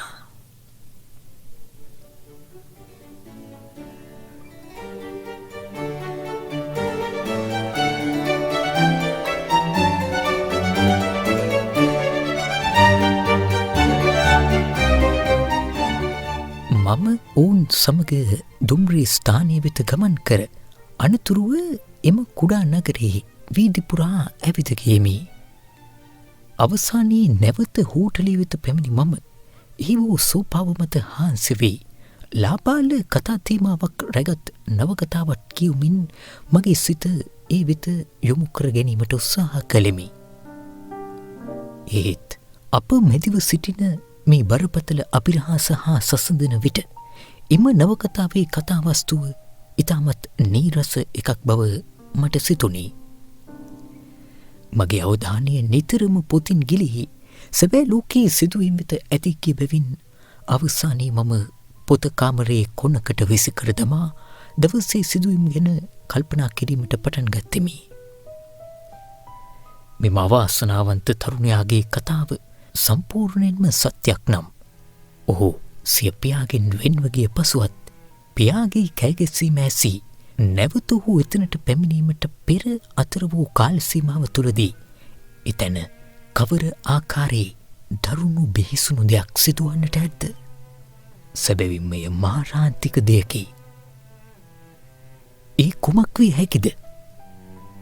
මලසිරුරේ වූ තුවාලවල ස්වභාවය පිළිබඳව මගේ වෛද්‍ය දැනුම භාවිතා කරමින් විමසා බැලුවහොත් යම් හෝඩුවාවක් සොයා ගැනීමට නොහැකි වනු එකක් නැත. මම සේවකයෙකු ලවා සතියන්ත පුවත්පතක් ගෙන්වා ගත්තෙමි. මරණ පරීක්ෂණයේදී වෛද්‍යවරයා ලබා දී තිබූ වාර්තාව එහි අකුරක් නෑර සඳහන්ව තිබුණි. මොට ආයුධයකින් එල්ල කරන ලද දරුණු පාරක් නිසා හිස්කපලේ වම් පැත්තේ පිටුපස කොටස සහ අග කොටස කුඩු පට්ටම් වී ගොස් ඇති බව එහි සඳහන් විය. මම මගේම හිස අතගා බලා එම ස්ථානය නිවැරදිව වටහා ගත්තෙමි. පැහැදිලිවම එවැනි පාරක් එල්ල කර තිබිය යුත්තේ පිටුපසිනි. එය යම් තාක් දුරකට එම තරුණයාගේ වාසියට පවතින කාරණයකි. මන්දයත් ඔවුන් රණ්ඩුවන විට සිට තිබුණේ මුහුණට මුහුණලා බැවිනි. කෙසේ වෙතත් පාර වැදීමට මොහොතකට පෙර පියා අනෙක් පස හැරුණා වන්නටද පුළුවන් බැවින් එයින් විශාල වාසියක් නොලැබෙනු ඇත. එසේ වුවද හෝම්ස්ගේ අවධානය මේ පිළිබඳව යොමු කිරීම වටී. මීළඟට මීයා පිළිබඳව පැවසූ බව කියන අමුතු කතාව. එහි අර්ථය කුමක්ද? එය සිහිවිකල් වී පැවසූ දෙයක් විය නොහැක. එක්වරම එල්ලවන පාරකින් මේ යන අයකුට සාමාන්‍යයෙන් එවැන්නක් සිදු නොවේ. එය තමාට මෙම විපත සිදු වූයේ කෙසේද යන්න පිළිබඳව විස්තර කිරීමට දැරූ උත්සාහයක් විය යුතුය. ඒ තීන් කුමක් අදහස් වේද? මායි පිළිබඳව කොතෙකුත් කල්පනා කළද මට ඊට පිළිතුරක් සොයා ගැනීමට නොහැකි විය. තවද තරුණ මැකාති දුටුවායයි කියන අලු පැහැති රෙදිකඩ පිළිබඳ කාරණයද තිබේ. එම කතාව සත්‍ය නම් මිනිමරුවා පලා යන විට ඔහුගේ ඇඳුමේ කොටසක් බොහෝ විට කබායක් එතන වැටෙන්නට ඇත. එමෙන්ම පුත්‍රයා යාර 12ක් පමණ එපිටින් පියා අසල දනගසාගෙන සිටියදී මිනිමරුවා නැවත පැමිණ ඒ රැගෙන යාමට තරම් ඉදිතර වී තිබේ. මේ මුළු සිද්ධියම කෙතරම් පැටලී සහගත විශ්වාස කිරීමට අපහසු අභිරහසක්ද. ලෙස්ට්‍රේට් දරන මතය ගැන මම පුදුම නොවෙමි. ඒත් ෂර්ලොක් හෝම්ස්ගේ තියුණු බුද්ධිය ගැන මා තුළ වූ දැඩි විශ්වාසය නිසා හමුවන නව කරුණු මැකාතිගේ නිර්දෝෂී භාවය ඔප්පු කිරීමට හෝම්ස්ට උපකාරී වන තාක්කල් මගේ බලාපොරොත්තු අත් නොහැරීමට මම තීරණය කළෙමි. ෂර්ලොක් හෝම්ස් නැවත පැමිණෙන විට බොහෝ රෑ බෝ වී තිබුණි. ලෙස්ට්‍රේට් නගරී නවාතැනක නැවතී සිටි බැවින් ඔහු ආපසු පැමිණියේ තනිවමය. කාලගුණය බලන වායු පීඩන මානයේ තත්ත්වය තාමත් හොඳ මට්ටමකයි තියෙන්නේ. අසුන් ගන්නා අතරතුර ඔහු පැවසුවේය. අපි ගිහින් ඒ භූමිය පරීක්ෂා කරලා බලන්න කලින් වර්ෂාව නොවැටී තියෙනක තමයි ගොඩක් වැදගත් වෙන්නේ. අනික් අතට ඒ වගේ සියුම් පරීක්ෂණයක් කරන්න නම් කෙනෙක්ගේ මනසත් හොඳටම නිරවුල්ව වගේම තියුණුව තියෙන්න ඕනේ. ඉතින් මේ දිගු ගමන ඇවිත් හොඳටම මහන්සි වෙලා ඉන්න වෙලාවේ මම මේ භූමිය පරීක්ෂා කර බලන්න කැමති වුණේ නැත්තේ අන්න ඒකයි. කොහොම හරි මම තරුණ මැකාතිව හම්බ වුණා. ඉතින් ඔබ මොනවද ඔහුගෙන් දැනගත්තේ? මම විමසුවෙමි. කිසිම දෙයක් නැහැ වොට්සන්. මේ සිද්ධිය ගැන කිසිම ඉඟියක් දෙන්න ඔහුට බැරි වුණාද? කොහොමටවත්ම බැරි වුණා වොට්සන්. මේ අපරාධය කළේ කවුද කියලා ඔහු දන්නවා. නමුත් ඔහු ඒ කෙනාව බේරගන්න ඔහුව හෙළි නොකර හංගනෝද කියලත් එක වෙලාවක මට හිතුණා. ඒත් දැන් මට හොඳටම විශ්වාසයි අනෙක් හැමෝටම වගේම ඔහුටත් මේක ලොකු ප්‍රහෙලිකාවක් වෙලා කියන එක. ඔහු පෙනුමින් කඩවසම් එවගේම හොඳ හදවතක් තියෙන කෙනෙක් කියලා හිතුණත් එතරම් ඉක්මනින් දේවල් තේරුම් ගන්න පුළුවන් තරම් තියුණු බුද්ධියක් තියෙන තරුණෙක් නම් නෙවෙයි. ඔහුගේ තේරීම ගැන මට නම් හරිම පුදුමයි හෝම්ස්. මම කිවෙමි. මේ ටර්නර් මෙනෙවී වගේ ඔය තරම් ලස්සන ආකර්ශනීය තරුණියක් සමග විවාහ වෙන්න ඔහු අකමැති වුණා කියන එක ඇත්තක් නම් මට ඔහුගේ තීරණය කොහොමවත් අනුමත කරන්න බෑ. ඇත්තටම වොට්සන් එතන තමයි බොහොම වේදනාකාරී කතාවක් සැඟවී තිබෙන්නේ. මේ තරුණයා ඇයට අකමැති නොවී ඇය කෙරෙහි අසීමිත ප්‍රේමයකින් බැඳිලා ඉන්නේ. නමුත් මේට වසර 2කට පමණ පෙර නම් ඔහු ජීවිතය ගැන එතරම් අවබෝධයක් නැති ලාබාල තරුණයෙක්ව සිටියදී එවගේම ටර්නර් මෙනවියව හරි හැටි හඳුනා ගන්නත් පෙර මේ මෝඩ තරුණයා බ්‍රිස්ටල් නගරයේ මත්පැන් හල්ක සේවය කළ ස්ත්‍රියකගේ මායාවකට හසු වෙලා ලියාපදිංචි කාර්යාලයකදී ඇය සමග රහසිගතව විවාහ වෙලා තියෙනවා. නමුත් වොට්සන් කවුරුවත් මේ ගැන එක වචනයක්වත් දන්නේ නැහැ. තමන්ගේ ජීවිතය පරදුවට තබා හෝ කරන්නට කැමති. නමුත් කිසිසේත්ම කළ නොහැකි බව දන්නා දෙයක් කරන්න කියලා පියා බල කරන විටයි ඒ ගැන ඔහුට දොස් කියන විටයි ඔහු මොන වගේ පීඩනයකට පත්වෙන්නේ නැතිද කියලා ඔබට හිතාගන්න පුළුවන් නැතිනේ. අවසාන වතාවට ඔහු හමු වූ මොහොතේ ටර්නර් මෙනෙවිය විවාහ යෝජනා කරන්නයි කියලා පියා දිගින් දිගටම බල කරනකොට දෑත් ඉහළට ඔසවා කෑගසනට තරම් ආවේගයක් ඔහුට ඇති වුණේ අන්න ඒ නිසා. අනෙක් අතට මේ තරුණයාට තනිවම ජීවත්වීමට තරම් කිසිදු ආදායම් මාර්ගයක් නැහැ. එවගේම ඔහුගේ පියා ඉතාමත් දැඩි හිතක් තියෙන මිනිසෙක්. ඔහුගේ මේ ඇත්ත කතාව පියා දැනගත්ත නම් ඔහුව ගෙදරිනුත් එළවල දාන එක නම් ස්ථිරයි. පසුගිය දින 3හිම ඔහු බ්‍රිස්ටල් නගරයේ ගත කර තිබෙන්නේ අර සුරාසැලී සේවය කළ තම බිරිඳ සමග. ඔහු හිටියේ කොයිද කියලා පියා දැනගෙන හිටියේ නැහැ. අන්න ඒ කාරණය හොඳට මතක තියාගන්න. ඒක ගොඩාක් වැදගත්. නමුත් ඉතින් නරකක් ඇතුළත් හොඳක් සිද්ධ වෙලා තියෙනවා වොට්සන්.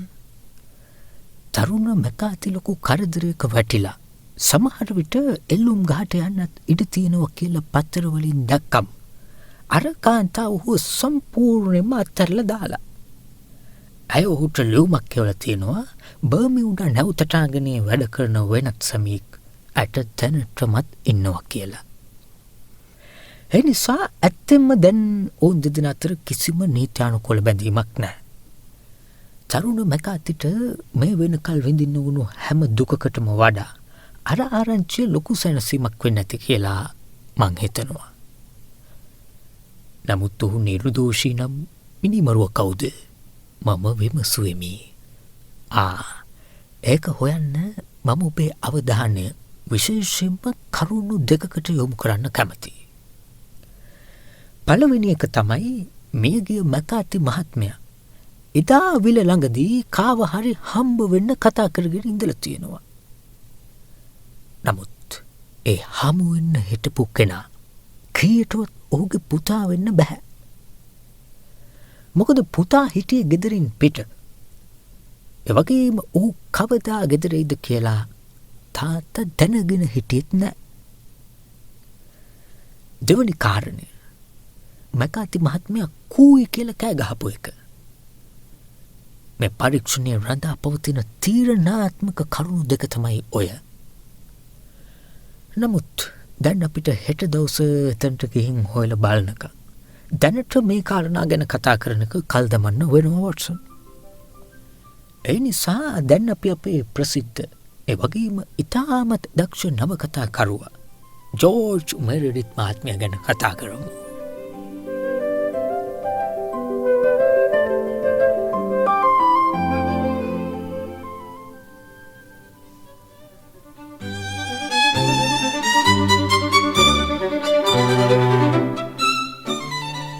හෝම්ස් පෙරදින රාත්‍රියේ පැවසූ පරිදිම පසුදිනද වර්ෂාව නොමැති වූ දීප්තිමත් වලාකුළු රහිත උදෑසනක් උදාවිය.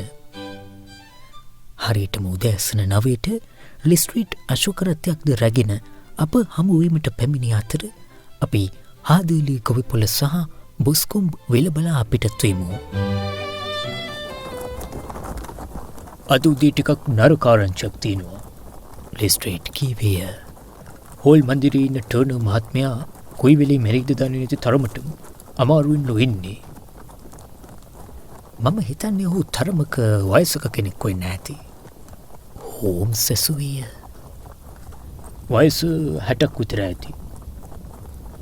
නමුත් පිටරට ගත කරපු ජීවිතය නිසා ඔහුගේ ශරීර සෞඛ්‍ය හොඳටම පිරිහිලා තියෙන්නේ. ටික කාලෙක ඉඳන් ඔහු ඉඳලා තියෙන අසනීපෙන්. මේ සිද්ධිය තෝට ගොඩක්ම තදින් බලපාලා. ඔහු මැකාතිගේ පරණම මිත්‍රයෙක්. ඒ විතරක් නෙවෙයි, මැකාති මහත්මයට ලොකුවට උපකාර කරපු කෙනෙක් කියලාත් කියන්න පුළුවන්. මට ආරංචි වුණ විදිහට ඔහු ආදර්ලි ගොවිපොළ මැකාතිට දීලා තියෙන්නේ කිසිම කුලියක් අය කරන්නවත් නැතුවලු. ඇත්තද? ඒක නම් හරිම වැදගත් ආරංචියක්. හෝම්ස් කීවේය. ඔව්. තවත් ක්‍රම 100කින් විතර ඔහු මැකාතිට උදව් කරලා තියෙනවලු. ඔහු මැකාතිට දක්වපු කරුණාව ගැන මේ පළාතේ හැමෝම වගේ කතා වෙනවා. ඇත්තද? අපිට ටිකක් එක අමුතු දෙයක් විදිහට පේන්නේ නැද්ද ලිස්ට්‍රේට්? නිකමට හිතලා බලන්න. මේ මැකාති මහත්මයාට තමන්ගේම කියලා ලොකු දේපලක් නැහැ. ටර්නර් මහත්මයාට ලොකුවට නැගති වෙලා කටයුතු කරලා තියෙන්නේ. අනෙක් අතට ටර්නර් මහත්මයාගේ දුව තමයි මීළඟට මේ මුළු දේපලේම උරුමකාරිය. නිකමට හිතන්න. ටර්නර් මේ විවාහයට කොහොමටවත්ම කැමති වුණේ නැහැ කියලා අපි දන්නවනේ. එහෙම වුණත් මැකාති මේ යෝජනාව ගැන කතා කරන වෙලාවට කතා කරලා තියෙන්නේ හරියට එක සිද්ධ වෙලා ඉවරයි වගේ ලොකු විශ්වාසයකින්ලු.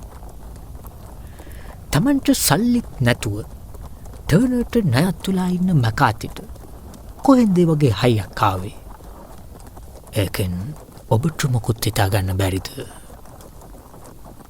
අන්න ආයෙත් නිගමනවලටයි අනුමාන කිරීම වලටයි බහැලා ලිස්ට්‍රේට් මට ඇසක් ඉඟිමරමින් පැවසුවේය. ඔය මනෝලෝකවල පියාඹනව වෙනුවට මේ පොළොවේ පස්සුඩ තියෙන ඇත්ත සාක්ෂි ටික තේරුම් ගන්න එකත් මට නම් ලොකු වැඩක් හෝම්ස් මහත්මයා. ඔබ හරි. හෝම්ස් ඉතා සංසුන්ව පැවසුවේය. ඇස්පනා පිට පේන්න තියෙන දේවල් තේරුම් ගන්න එක ඔබට කොහොමත් ලොකු අමාරු වැඩක්නේ. ඒ කොහොමුණත් ඔබට තේරුම් ගන්න බැරි වුණු. නමුත් මම හොඳටම තේරුම් ගත්තු එක ඇත්තක් තියෙනවා. ලිස්ට්‍රේට් තරමක කූපෙන් පිළිතුරු දුන්නේය. මොකක්ද? ඒ තමයි මහලු මැකාතිව මැරුවේ තරුණ මැකාති කියන එක. ඔය ඊට විරුද්ධව ගොඩනගන අනිත් ඔක්කොම කතා නිකන් හේන විතරයි. නමුත් ඉතින් ගන මීදුමක අතරමං වනවට වැඩිය හඳලියෙන් හරි පාර හොයාගන්න එක කොහොමත් හොඳයිනේ. ඕම් සිනාසමින් පැවසුවිය. හරි. මට වැරදිලා නැත්නම් ඔය වම් පැත්තෙන් පේන්නේ හාදල්ලි ගොවි පොළොව වෙන්න ඕන. ඔව්, ඒ තියන්නේ ඒක තමයි.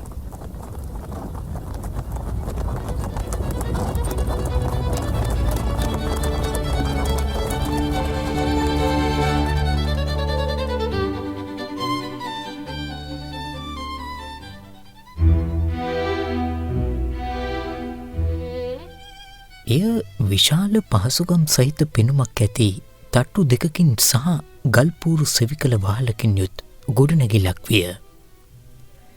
එහි අලු පැහැති බිත්ති මත කහ පැහැති පාසී තැනින් තැන බැඳී තිබුණි. එහෙත් වසා දෙමූ ජනිල් සහ දුම් නොනගින දුම් කවුලු නිසා එම බිහිසුණු සිදුවීමේ ශෝකය තවමත් ඒ මත රැඳී තිබෙන්නාක් මෙන් අඳුරු දුක්මුසු පෙනුමක් ඊට ලැබී තිබුණි. අපි ප්‍රධාන දොරටුව වෙත ගියමු. එහිදී හෝම්ස්ගේ ඉල්ලීම පරිදි සේවිකාව විසින් තම ස්වාමියා මිය යන අවස්ථාවේ පැළඳ සිටි බූට් සපත්තු යුගලයත් පුත්‍රයාගේ සපත්තු යුගලයක්ද අපට පෙන්වුවාය. ඒත් එය පුත්‍රයා ඉදින පැළඳ සිටි සපත්තු යුගලය නම් නොවේ. ස්ථාන 7-8කින්ම ඒවා ඉතා පරිස්සමින් මැනබිලූ හෝම්ස් ඉන්පසු මිතුල හරහා බොස්කොම්බ් වෙලවිත යන මාවත පෙන්වන ලෙස ඉල්ලා සිටියේය. ඉතින් සිට අපි සියලු දෙනාම බොස්කොම්බ් වෙලවිත වැටී ඇති ඒ වංගු සහිත අඩිපාර දිගේ ගමන් කළෙමු. මෙවැනි හෝඩුවාවක් පසුපස හඹා යන විට ෂර්ලොක් හෝම්ස්ගේ ස්වභාවය සම්පූර්ණයෙන්ම වෙනස් වෙයි. බේක වීදියේ සිටින නිහඬ තර්කානුකූලව සිතන පුද්ගලයා පමණක් දැක ඇති කෙනෙකුට මේ අවස්ථාවේ ඔහු හඳුනා ගැනීමට පවා නොහැකි වනු ඇත. ඔහුගේ මුහුණ රත් පැහැගෙන වී අඳුරු ස්වභාවයක් ගත්තේය. ඔහුගේ ඇහිබෙම කළු පැහැති තද රේඛා දෙකක් මෙන් හැකිලී ගිය අතර ඒ අටින් වූ දැස් ලෝහමය දීප්තියකින් බැබළුණි. ඔහුගේ මුහුණ පහතට නැඹුරු වී උරහිස් කුදු වී තොල් තද වී තිබුණි. ඔහුගේ දිගු ශක්තිමත් ගෙලී වූ නහර කසයක රැහැන්මින් ඉලිපී පෙනුණි. දටේමක් පසුපස හඹා යන සතෙකුගේ සහජ ආශාවෙන් මෙන් ඔහුගේ නාස්පුඩු පුළුල් වී තිබූ අතර ඔහුගේ මනස තමා ඉදිරියේ ඇති කාර්ය වෙත කෙතරම් දැඩිව යොමු වී තිබුණේ දෙයක් වෙනත් කෙනෙකු අසන ප්‍රශ්නයක් වූ පවසන දෙයක් ඔහුගේ කනටවත් නොඇසුණි. නමුත් යම් හේකින් ඔහුට කිසිවක් ඇසුනද ඊට ලැබුණේ කෙටි නොරිසුම් සහගත ගෙරවුමක් පමණි. ඔහු තනබිම් හරහත් ඉන්පසු කැලෑව හරහත් බොස්කොම්බ් වෙලවෙත වැටී තිබූ අඩිපාර දිගේ ඉතා වේගින් මෙන්ම නිහඬව ගමන් කළේය. ඒ ප්‍රදේශයේ ඇති අනිත් තැන් මෙන්ම එයද තිතමනය සහිත මඩ වකුරක් බඳු භූමියක් විය. අඩිපාරේ මෙන්ම ඒ දෙපස වූ කෙටි තනකොළ මතද පාසලකුණු රාශියක් සටහන්ව තිබුණේ.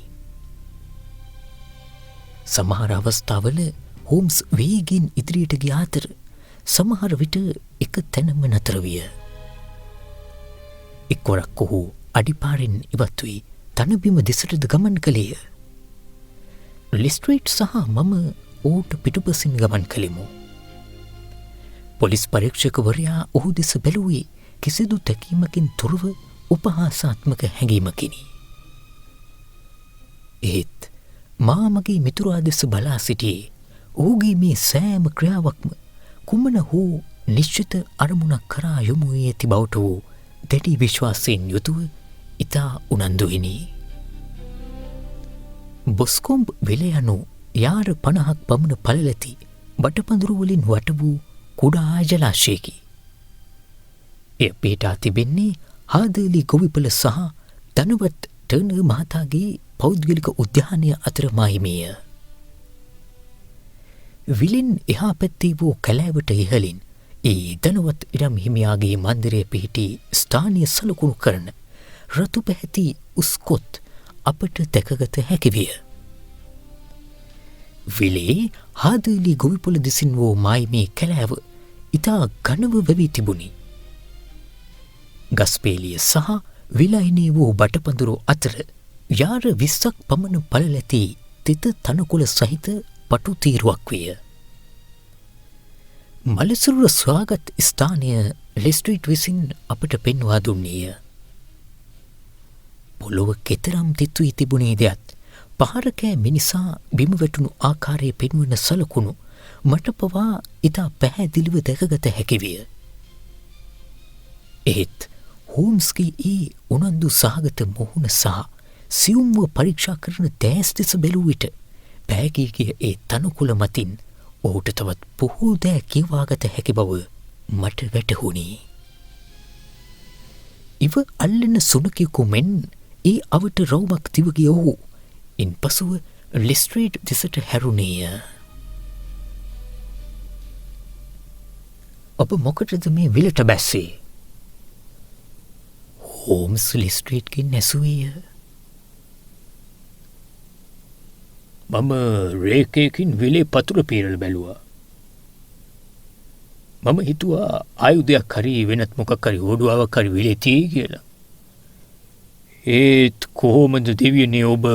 අපොයි මට ඔව පැහැදිලි කරන්න වෙලාවක් නෑ. ඒත් ඔබේ ඔය ඇතුළට නෙරපු වම් කකුලේ සලකුණු මේකේ හැම තැනම තියෙනවා. මවුලෙකුට උනත් ඒව පස්සේ එන්න පුළුවන්. අන්තිමට ඒව බටපඳුරු වස්සේ නැති වෙලා යනවා. අර මී හරක් රැලක් වගේ ඇවිත් හැම තැනම läගල මේක විනාශ කරන්න කලින් මම මෙතනට ආවනම් වැඩේ කොයිතරම් නම් ලේසි වෙන්න තිබුණද? මෙතන තමයි අර මුරකරුවා එක්ක කට්ටිය හිටපු තැන. ඔවුන් මලසිරුර වටේ අඩි 6ක් 8ක් දුරට තිබුණු සලකුණු ඔක්කොම විනාශ කළා. නමුත් මෙන්න එකම කකුලේ පාසලකුණු පාරවල් 3ක් තියෙනවා. ඔහු විශාලක කාචයක් පිටතටගෙන වඩා හොඳින් පරීක්ෂා කිරීම සඳහා තමාගෙන ආ වෙහිකබාය බිමේලා ඒ මත දිගාවිය. ඔහු අපට කතා කරනවාට වඩා තමාටම කියාගන්නා ස්වභාවයකින් දිගටම කතා කළේය. මේ තියෙන්නේ තරුණ මැකාතිගේ පාසලකුණු. දෙපාරක් ඔහු ඇවිදගෙන ගිහින් තියෙනවා. එක පාරක් වේගෙන් දුවල තියෙනවා. ඒකයි අඩිපාරේ යටිපතුල ගැඹුරටම කිඳා බැහැලා වෙළුඹේ සලකුණු බොහොම අඩුවෙන් පේන්නේ. ඒකින් ඔහු කියපු කතාව ඔප්පු වෙනවා. ඒ කියන්නේ තාත්තා බිම වැටිලා ඉන්නවා දැක්කම ඔහු වේගෙන් දුවගෙන ආව කියන එක. ඊළඟට මේ තියෙන්නේ තාත්තා එහා මෙහා ඇවිදපු අඩිපාරවල්. එතකොට මේ මොකක්ද? මේ තියෙන්නේ හු පුතාට බනිනකොට පුතා අහගෙන ඉද්දී තුවක්කුවේ මිට බිම තියාගෙන ඉඳීම නිසා වැදිලා හැදුණු සලකුණ. එතකොට මේ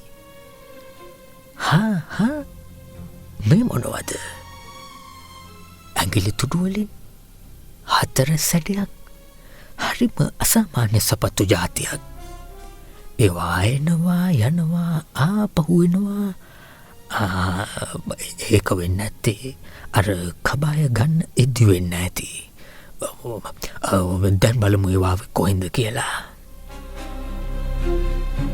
ඔහු විටක අඩිපාර නැති කර ගනිමින්ද නැවත සොයා ගනිමින්ද එහා මෙහා දිව ගියා අතර අවසානයේ අපි කැලෑවේ මායිමේ තිබූ එම ප්‍රදේශයේ වූ විශාලතම ගසක් වන බීච් වර්ගයේ යෝධ ගසක සෙවන යටට පැමිණීමු.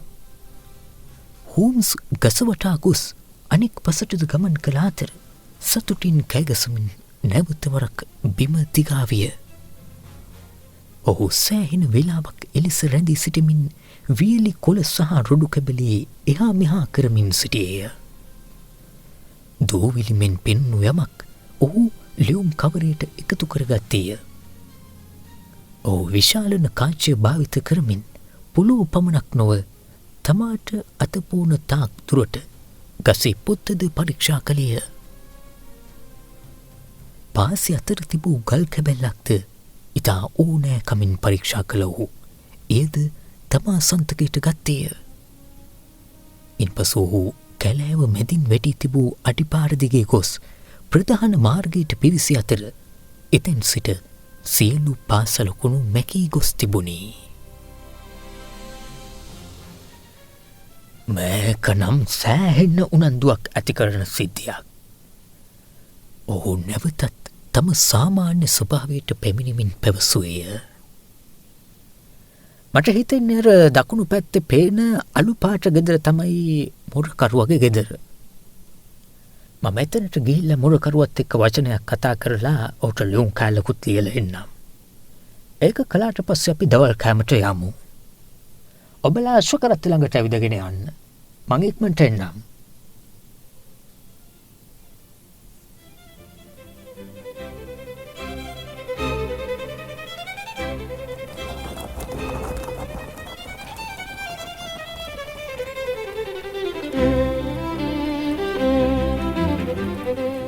අප නැවත අශෝකරත්වය වෙත පැමිණ රොස්නගරයේ බලා පිටත් වන විට මිනිත්තු 10ක් පමණ ගත වී තිබුණි. හෝම්ස් තවමත් අර කැලෑවින් අහුලාගත් ගල් කැබැල්ල අතෙහි තබාගෙන සිටියේය. ලෙස්ට්‍රේඩ්, මේක ඔබට වැදගත් වේවි. ගල් කැබැල්ල ඔහු වෙත පාමින් හෝම්ස් පැවසුවේය. මකාති මහත්මයව මැරුවේ මෙන්න මේකෙන්.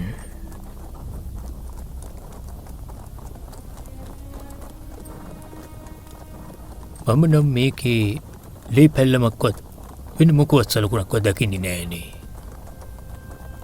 ලෙස්ට්‍රේට් කීවේය. ඔව්, මේක එහෙම සලකුණු නෑ. එහෙනම් කොහොමද ඔබ කියන්නේ මේකති මහත්මයව මැරුවේ මේකෙන් කියලා? හොඳට කල්පනා කරලා බලන්න. මේ ගල තිබුණු තැන යට තනකොළ වැවිලා තිබුණා. මම ඒක අහුලගත්ත වෙලාවේ ඔබ ඒක දකින්න ඇති. ඒ කියන්නේ මේ ගල එතනට ඇවිත් දවස් කීපයයි වෙන්නේ. සාමාන්‍යයෙන් ගලක් පොළොවේ තිබුණ නම් ඒක යට තනකොළ හැදෙන්නේ නැහැනේ. අනික මේ හරිය කොහෙවත් ගලක් ගලවුණු තැනක් පේන්න නෑ.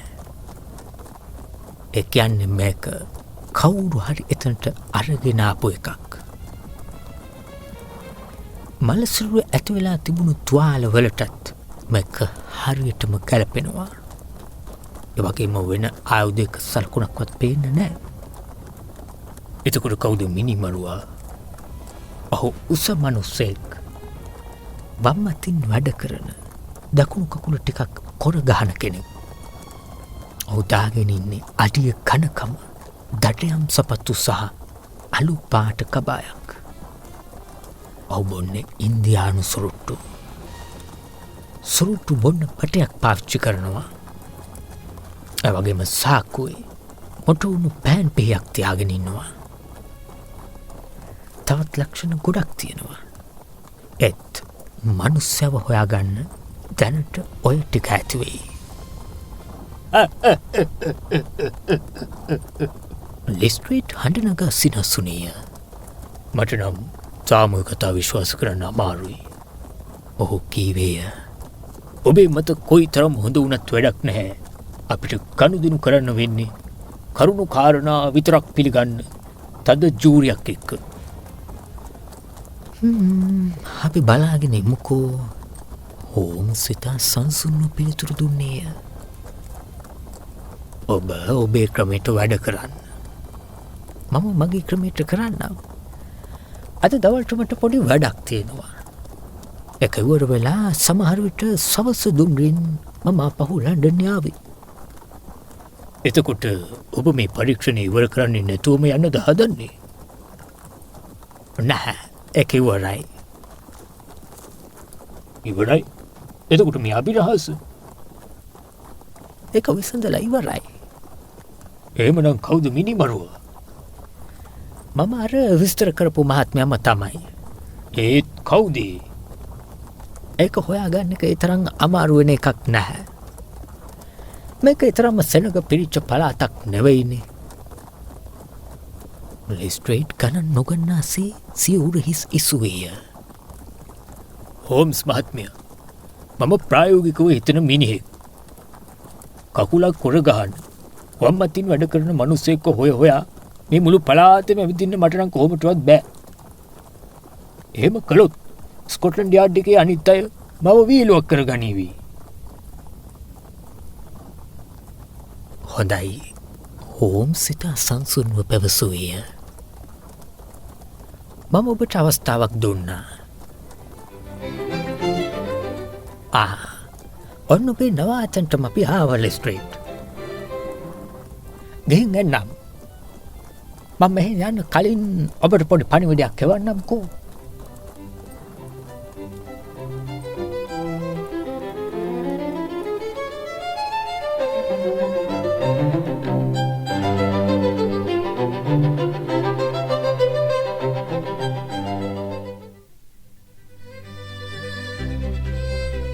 ලෙස්ට්‍රේට් ඔහුගේ නවාතනින් බැස්ස වූ අපි නැවත අපගේ හෝටලේ බලා පිටත් වීමු.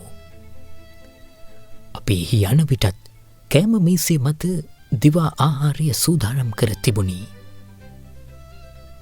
යම්කිසි දැඩි ගැටලුවකට මැදි වූ අයෙකුමෙන් හෝම්ස් දැඩි නිහැඬියාවක ගිලී කල්පනාවට වැටී සිටියේය. ඔහුගේ මුහුණේ වූයේ යම් වේදනාකාරී ස්වභාවයකි. කෑම මේසය අස්කිරීමෙන් පසුව ඔහු කතා කරන්නට විය.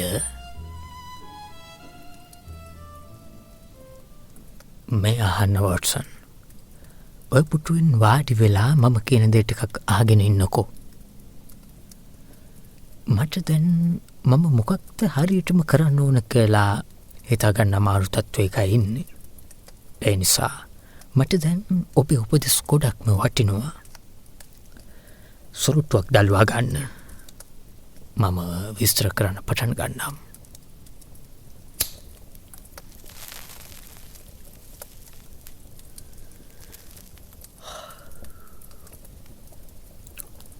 හොඳයි, කියන්න හෝම්ස්.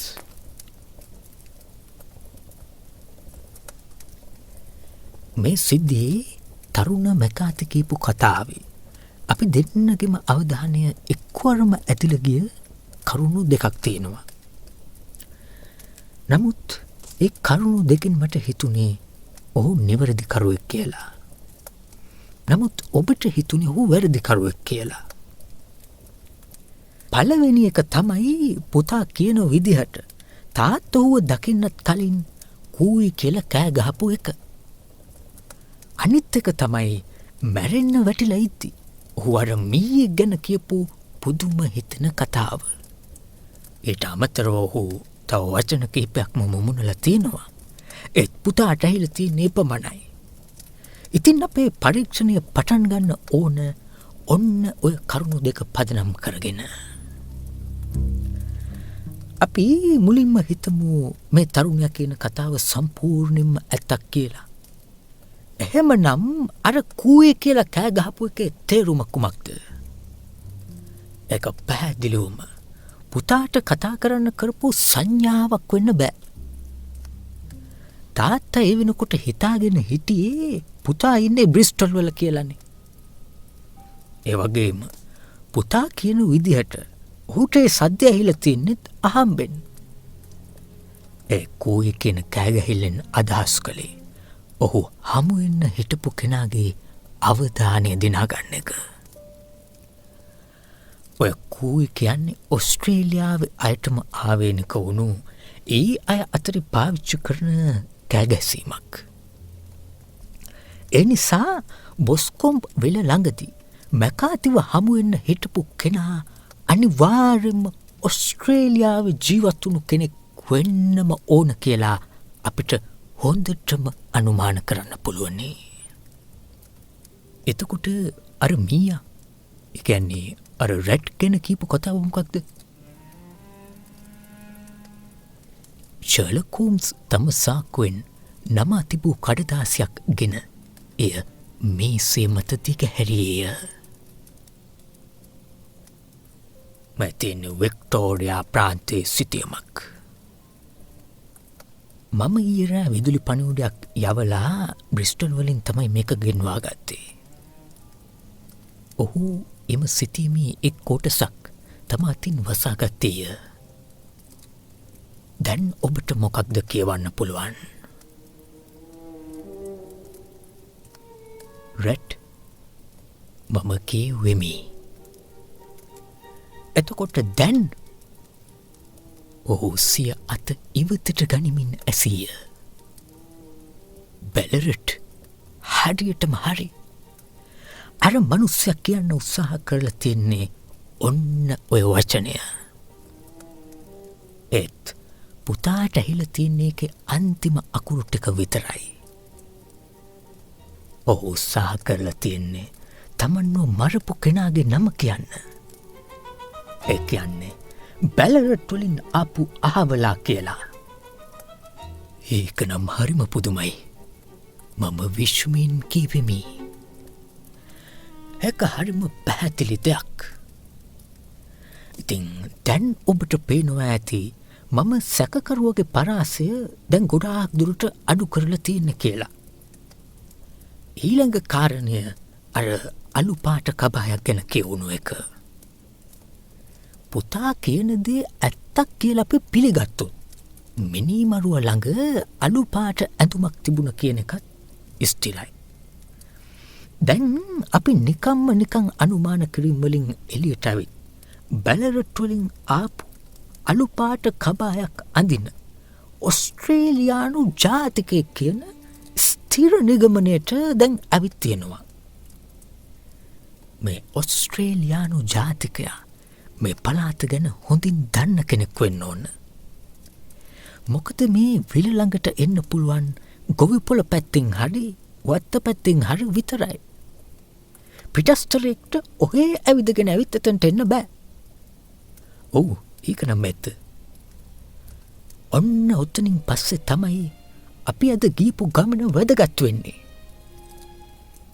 එතන භූමිය පරීක්ෂා කරලා බලලා තමයි මිනිමරුවගේ පෙනුම ගැනයි අර මෝඩ ලෙස්ට්‍රේට් කිව්ව අනෙත් සුළු තොරතුරු ටිකයි මම හොයාගත්තේ. ඒත් ඔබ ඒ දේවල් හොයාගත්තේ කොහොමද කියලා මට තාම හිතාගන්න බෑ. ඔබ මගේ ක්‍රම දන්නවනේ වට්සන්. මම ඒවා හොයාගන්නේ එතන තිබෙන සුළු දේවල් සිවුම්ව නිරීක්ෂණය කරන එක මත. ඔබ මිනිමරුවගේ උසනම් අනුමාන කරන්න ඇති ඔහුගේ අඩිපාරවල් වල දුර ප්‍රමාණයෙන් කියලා නම් මම දන්නවා.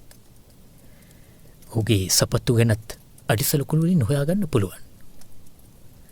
ඔව්, ඒවා හරිම අසාමාන්‍ය සපත්තු ජාතියක්. ඒත් ඔහු කොරගහනුව කියලා ඔබ දැනගත්තේ කොහොමද? ඔහුගේ දකුණු කකුලේ අඩි සලකුණු වම් කකුලේ අඩි සලකුණු තරම් පැහැදිලිව පෙනුනේ නැහැ. ඒ කකුලට බර දීලා තියෙන්නේ අඩුවෙන්. ඇයි? මොකද ඔහු කකුලක් කොරගහන ආබාධිත කෙනෙක් නිසා. ඒත් ඔහු වම් අතින් වැඩ කරන කෙනෙක් කියලා හොයාගත්තේ. මරණ පරීක්ෂණයේදී දොස්තර මහත්තයා වාර්තා කරලා තිබුණු තුවාලවල ස්වභාවය දැක්කම ඔබටත් පුදුම හිතුණනේ.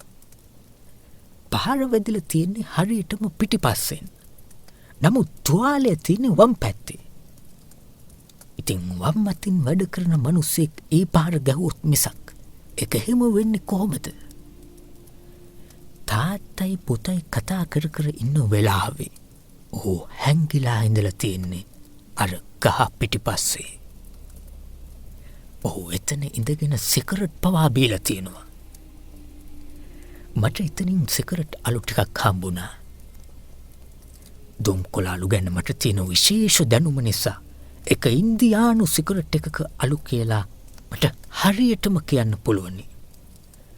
ඔබ දන්නවනේ මම මේ ගැන සෑහෙන අධ්‍යයනයක් කරලා පයිප් සුට්ටු සහ සිගරට් දුම්කොළ වර්ග 140ක අලු ගැන පුංචි පර්යේෂණ පොතකුත් ලියලා තියෙනවා කියලා. ඉතින් අලු ටික දැක්කට පස්සේ මම සිගරට් කොටේ තියනවාද කියලා ඒ අවුටු වටපිටාව හෙව්වා.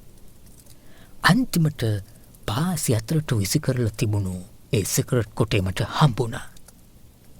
ඒක රොටර්ඩෑම් වල ඔතන ජාතියේ ඉන්දියානු සිගරට් එකක්. එතකොට අර සිගරට් බොන බටය සිගරට් කොටේ අග හැපුවම හිටින සලකුණු ඒ සිගරට් කොටේ තිබුණේ නැහැ කියලා මම දැක්කා.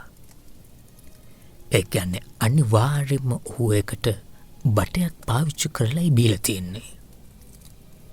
අනික ඒකේ අග කඩලා නෙවෙයි කපලායි තිබුණේ. නමුත් ඒ කැපුම එතරම් පිළිසුදු කැපුමක් නෙවෙයි. ඒකෙන් මම තේරුම් ගත්තා ඒකට පාවිච්චි කරලා තියෙන්නේ මොටවුණු පෑන් පිහියක් කියලා. හෝම්ස්, ඔබ මේ මිනිස්සේ වටේට ගලවන්න බැරි දලක් දාලා ඉවරයි. හරියටම එල්ලුම් ගහේ තොණ්ඩුව කපලා දැම්ම වගේ ඔබ ඒ අහිංසක තරුණයෙකුගේ ජීවිතයක් බේරාගත්තා. මේ ඔක්කොම කරුණු යොමු වෙන්නේ කොහෙටද කියලා දැන් මට හොඳින් පේනවා. එහෙනම් මිනිමරුව වෙන්නේ ජෝන් ටර්නර් මහත්මයා. එසේ ඇතුළට පැමිණි පුද්ගලයා අමුතු මෙන්ම කාගේත් අවධානය දිනාගන්නා සුළු පෙනුමක් ඇති අයෙකු විය. ඔහුගේ මන්දගාමී කොරගසන ගමන සහ කුදු උරහිස් නිසා ඔහුට මහලු දුර්වල පෙනුමක් එක් කර තිබුණි. ඒත් ඔහුගේ මුහුණේ වූ දැඩි ගැඹුරු රැලි වැටුණු රළු ලක්ෂණ සහ විශාල අත්පාවලින් පෙනී ගියේ ඔහු තුළ අසාමාන්‍ය ශාරීරික මෙන්ම මානසික ශක්තියක් ඇති බවයි. ඔහුගේ අවුලු රැවුලත් පැසී ගිය කිස්රොදත් ඉදිරියට නෙරා ආ ඝන ඇහිබැමත් නිසා ඔහුගේ පෙනුමට යම් ගාම්භීර බවක් සහ බලවත් බවක් එක් වී තිබුණි. ඒත් ඔහුගේ මුහුණ අලු පැහැට හුරු සුදුමෙලි ස්වභාවයක් ගෙන තිබූ අතර ඔහුගේ දෙතුල් සහ නාස්පුඩු අග නිල් පැහැයකින් යුක්ත විය. ඔහු යම්කිසි දරුණු නිදන්ගත රෝගයකින් දැඩිසේ පීඩා විඳින බව බැලූ බැල්මටම ඉතා පැහැදිලි විය.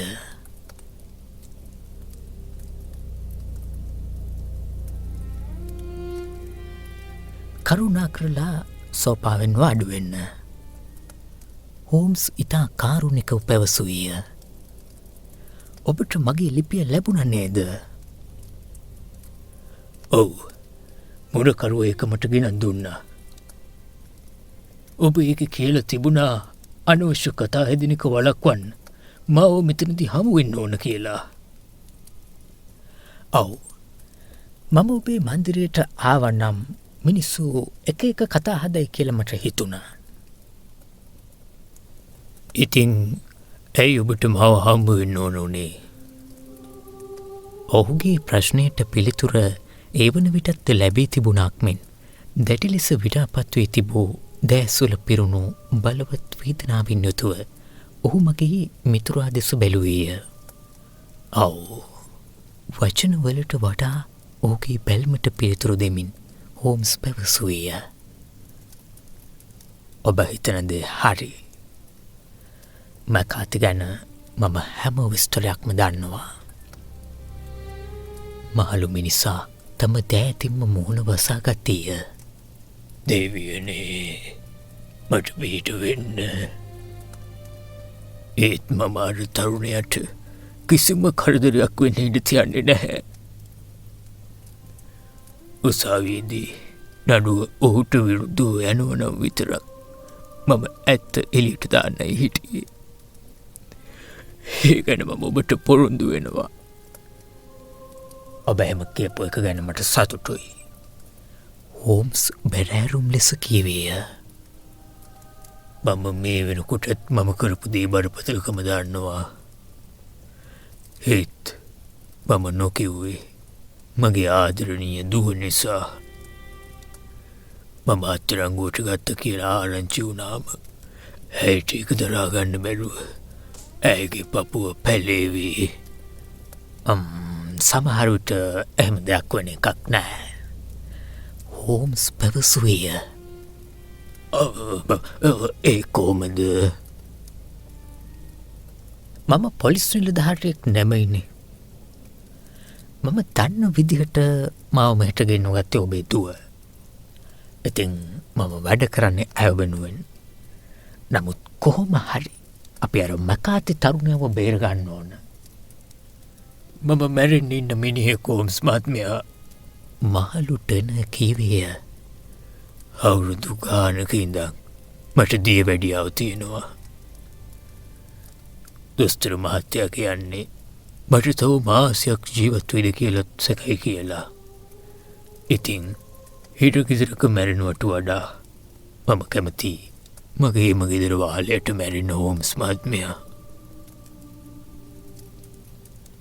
හෝම්ස් අසුනින් නැගිට මේසේ වෙත ගොස් පෑන අතටගෙන කඩදාසි මිටියක් ඉදිරියෙන් තබාගෙන අසුන් ගත්තේය. අපිට ඇත්තම විස්තරය කියන්න ඔහු පැවසුවේය. මම මේ කරුණු ටික ලියා ගන්නම්. ඔබ එකට අස්සන් කරන්න. වට්සන්ට පුළුවන් සාක්ෂි දරන්න. එතකොට තරුණ මැකාතිව බේරගන්න වෙන කරන්නම දෙයක් නැතිවුණොත් විතරක් අන්තිම මොහොතේදී මට මේක ඉදිරිපත් කරන්න වෙනවා. මම පොරොන්දු වෙනවා අත්‍යවශ්‍යම වුණොත් ඇරෙන්න මම මේක පාවිච්චි කරන්නේ නැහැ කියලා. ඒක හොඳයි හෝම්ස් මහත්මයා. මහලු මිනිසා පැවසුවේය. නඩුව අහන දවස වෙනකල්වත් මම ජීවත් වෙයිද කියලා සැකයි. ඒ නිසා මට නම් එකෙන් වැඩිය වෙනසක් වෙන්නේ නැහැ. ඒත් මගේ දුව ඇලිස්ට මේක දැනගන්න තියලා ඇයගේ හිත රිද්දන්න මට ඕනේ නැහැ. මම දැන් ඔක්කොම පැහැදිලි කරන්නම්. මේක ගොඩාක් කාලයක් තිස්සේ සිද්ධ වුණු දෙයක්. ඒත් මට මේක කියන්න වැඩි වෙලාවක් යන එකක් නැහැ. ඔබ මේ මැරුණු මැකාතිව දන්නේ නැහැ. මිනිහා මනුස්ස විසින් ආපු යක්ෂයෙක්. මම ඔබට ඇත්තමයි කියන්නේ. දෙවියන්ගේ පිහිටෙන් කිසි කෙනෙක් කවදාවත් ඒ වගේ මිනිහෙකගේ ග්‍රහණයට නම් අහුවෙන්න එපා. පහුගිය අවුරුදු 20 තිස්සම මම හිටියේ මේ මිනිහගේ ග්‍රහණයට අහු වෙලා. මේ මිනිහා මගේ මුළු ජීවිතේම විනාශ කළා. මම ඉස්සෙල්ලම කියන්නම් මම කොහොමද මේ මිනිහට අහු වුණේ කියලා. මේක සිද්ධ වුණේ 60 දශකයේ මුල. එතකොට මං හිටියේ රත්රන් පතල්වල. ඒ කාලේ මම තරුණ කොල්ලෙක්. මම හරිම හිතුවක්කාර විදිහටයි වැඩ කළේ. ඕනෙම දෙයකට බය නැතුව ඉස්සරහට ගියා. නමුත් මට වැරදුනා. මම නරක මිතුරන්ව ආශ්‍රය කළා. අන්තිමට මම මත්පැන් වලට ඇබ්බැහි වුණා. පතල් හාරල සල්ලි හොයන්න ගියත් මට ඒක හරියට කරගන්න බැරි වුණා. බැරිම තැන මම කැලේට රිංගුවා. කෙටියෙන්ම කියනවා නම් මහත්මයා, එංගලන්තයේ අය මහමග මංකුලකාරයෝ කියන්නේ අන්න ඒ වගේ ජීවිතයක් තමයි මම ගත කළේ.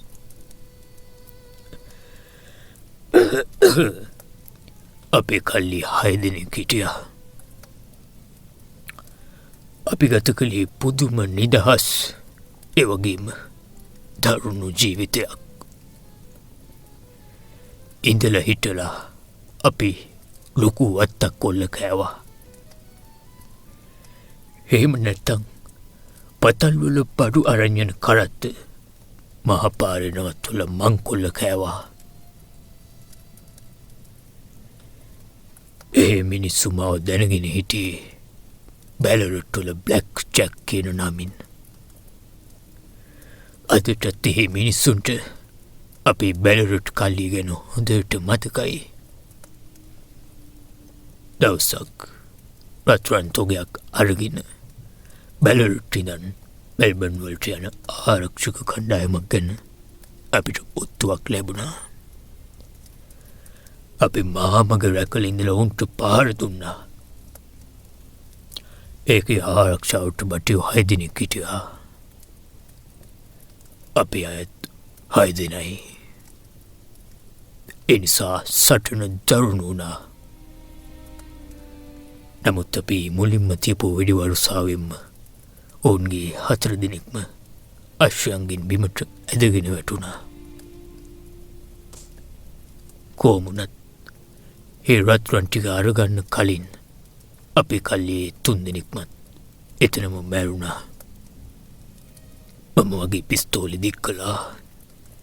ඒ අර රත්රන් කරත්තය දැක්කපු එකාගේ ඔළුවට. ඒ වෙන කවුරුවත් නෙවෙයි,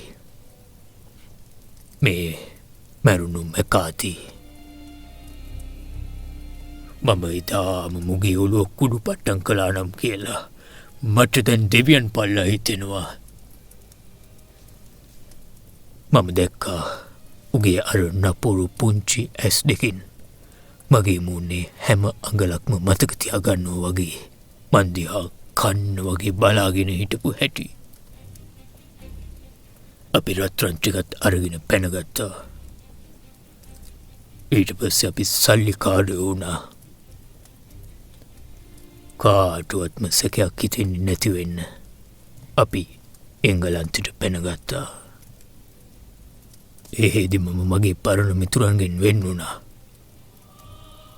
නමුත් ඊට පස්සේ අතීතය අමතක කරලා වැදගත් මහත්තයෙක් වගේ ජීවත් වෙන්න මම තීරණය කළා. විකුණන්න දාලා තිබුණු මේ වත්ත මම සල්ලි වලට ගත්තා. මම හම්බ කරපු විදිහේ පව් ගෙවන්නත් එක්ක මගේ සල්ලි වලින් මිනිස්සුන්ට උදව් කරන්න පටන් ගත්තා. කාලෙකට පස්සේ මම විවාහ වුණා. මගේ බිරිඳ තරුණ කාලෙම නැති වුණත් ඇය මට මගේ රත්තරන් දුව ඇලිස්ව ඉතුරු කරලා ගියා. ඇලිස් පොඩි දරුවෙක් වුණාට වෙන කිසිම කෙනෙක්ට කරන්න බැරි වුණු විදිහට ඇයගේ පුංචි අත් දෙක මාව යහමගට ගත්තා. කෙටියෙන්ම කිව්වොත් මම මගේ ජීවිතයේ අලුත් පිටුවක් පෙරළුවා.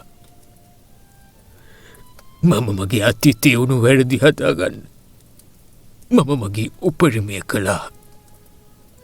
මැකාති මාව ආපහු ඔහුගේ ග්‍රහණයට ගන්න කල හැමදේම හොඳින් සිද්ධ වුණා. දවසක් මම ආයෝජනයක් ගැන කතා කරන්න නගරයට ගියා. ලන්ඩන් වල රීජන්ට් වීදියේදී මට මේ මිනිහව අහම්බෙන් හම්බ වුණා. මිනිහා හිටියේ හිඟන්නෙක් වගේ. ඇඟට හරියට කබායක්වත් කකුලට සපත්තුවක්වත් මිනිහට තිබුණේ නැහැ. ජැක් කොහොමද ඉතින්? එහෙම කියලා මිනිහා මගේ අතකට තට්ටු කළා. අපිත් ඉතින් ඔබේ පවුලෙම උදවිය වගේනේ. අපි දෙන්නෙක් ඉන්නවා. මමයි මගේ පුතයි. දැන් ඉතින් අපේ බර දරන්න වෙනෙත් පරණ යාළුවා වෙච්ච ඔබටම තමයි. එහෙම බැරි නම් දන්නවනේ ඉතින් එංගලන්තය කියන්නේ නීතිය අකුරටම ක්‍රියාත්මක වෙන ලස්සන රටක්නේ. අනික අපි කතා කරපු ගමන්ම එන්න පොලිස්කාරයොත් ඕන තරම් පාරේ ඉන්නවනේ.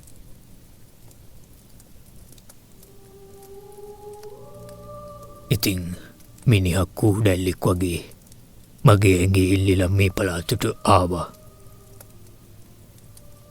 ඔවුන්ව කලවල දාන්න මට කිසිම විදිහක් තිබුණේ නැහැ. එදා ඉඳන්ම මේ වෙනකල්ම ඔවුන් මගේ හොඳම ඉඩමේ සත පහක කුලියක් ගෙවන්නේ නැතුව රජවරු වගේ ජීවත් වුණා.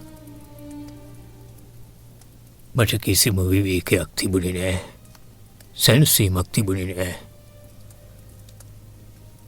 මම කොහේ ගියත් මිනිහාර කපටි හිනාවත් දාගෙන මගේ පස්සෙන්ම හිටියා.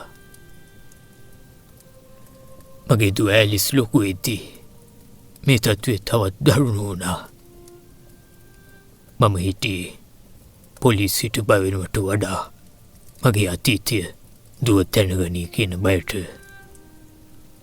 මොකද මම පොලිසියට බය වෙනවට වඩා මගේ අතීතය දුව දැනගනී කියන එකට බයයි කියලා මිනිහා ඉක්මනටම තේරුම් ගත්තා. මිනිහට ඕන වුණු හැමදේම මිනිහා මගෙන් ඉල්ලුවා. ඒ ඉල්ලපු ඉඩම්, සල්ලි, ගෙවල් හැමදේම මම කිසිම ප්‍රශ්නයක් අහන්නේ නැතුවම මිනිහට දුන්නා. අන්තිමට මිනිහා මට කීයටවත් දෙන්න බැරි දෙයක් මගෙන් ඉල්ලුවා. මිනිහා මගේ දුවව ඇලිස්ව ඉල්ලුවා.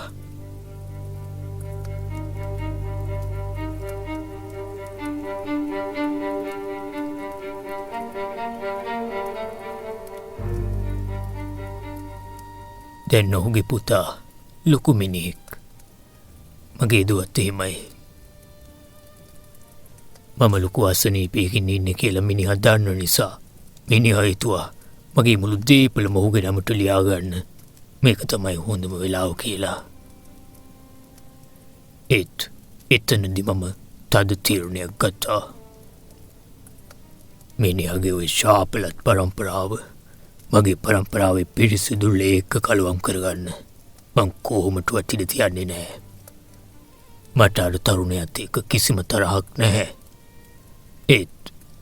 උගේ ඇඟේ දුවන්නෙත් මෝගේ ලේමනේ. ඒක කාරණාව මට ඇති මේ විවාහයට අකමැති වෙන්න. මම මගේ තද තීරණයෙම හිටියා. මැකාති මට තර්ජනය කළා. මම කිව්වා පුළුවන් දෙයක් කරලා බලපන් කියලා. අන්තිමට අපි කතා වුණා. අපි කෙවල් දෙක මැද්දේ තියෙන අර විල ළඟදී හම්බ වෙලා මේ ප්‍රශ්නේ බේර ගන්න. මම එතනට යද්දී මිනිහා ඔහුගේ පුතා එක්ක කතා කර ඉන්නව මම දැක්කා. ඒ නිසා මිනිහා තනි වෙනකල් මම ගහක් පිටිපස්සට වෙලා සුරුට්ටුවක් බොන ගමන් බලාගෙන හිටියා. ඒත් මිනිහා කියන කතා ඇහිද්දී මගේ හිතේ යටපත් වෙලා තිබුණු ඒ අඳුරු අතීතය ආපහු ඇවිස්සලා ආවා. මගේ දුවගේ කැමැත්ත අකමැත්ත ගැන සත පහකටවත් මායිම් කරන්නේ නැතුව මිනිහා ඔහුගේ පුතාට බල කර හිටියේ කොහොම හරි මගේ දුව විවාහ කරගන්න කියලා. හරියට මගේ දුව මහ පාරේ ඉන්න කිසිම වටිනාකමක් නැති ගෑණියෙක් කාන්ටු දාලා මිනිහා කතා කළේ. මම පනටත් වඩා ආදරය කරන දේවල් මේ වගේ ජරාමිනියෙක්ගේ කකුල් දෙක මුල විනාශ වෙලා යනවා දකිද්දී මට පිස්සු හැදෙන්න වගේ ආවා. මට හිතුණා ඇයි මට මේ වදින් සදාටම නිදහස් වෙන්න බැරි කියලා. මම කොහොමත් මැරෙන්න ඉන්න මේ ජීවිතේ පාවිච්ච මිනිහෙක්. මගේ ඔළුව තාම හොඳට වැඩ කළාට හැඟපත වාරු තිබුණට මගේ හිරණම විසඳිලා ඉවරයි කියලා මම දන්නවා. ඒත් මගේ ගෞරවය මගේ දුව මට පුළුවන් නම් අර ජරාකට සදාටම වහලා දාන්න. මේ හැමදේම බේරගන්න පුළුවන් කියලා මට හිතුණා. මම ඒක කළා හෝම්ස් මහත්මයා. මම ඒක කළා. ආය අවස්ථාවක් ආවත් මම නොහිතා ඒකම කරනවා. මම ලොකු පව්කාරයෙක් තමයි. නමුත් මම කරපු ඒ පව්වලට වන්දි ගෙවන්න මම මේ ජීවිත කාලෙම දුක් විඳා. ඒත් මම වැටිලා හිටපු අපායටම මගේ අහිංසක දුවත් වැටෙනවා බලන් ඉන්න මට කොහොමටවත් බැරි වුණා. මම මිනිහට පාර දුන්නේ කිසිම පසුතැවීමක් නැතුව. හරියට නිකන් දරුණු විෂ සර්පෙක්ව තලලා මරලා දානවා වගේ හැඟීමක් විතරයි මට ඒ වෙලාවෙ දැනුනේ. මිනිහා මරහඬ දිගෙන කෑ ගහපු පාර පුතා පවුත්තුවගෙන ආවා. ඒත් ඒ වෙනකොට මම කැලියට රිංග ගත්තා. නමුත් මම දුවද්දී මගේ කබාය එතන වැටුණා. ඒ නිසා මට ආපහු එන්න වුණා මගේ කබාය අවුල ගන්න. මහතුරුනි, ඕක තමයි එදා සිද්ධ වුණ ඇත්තම කතාව.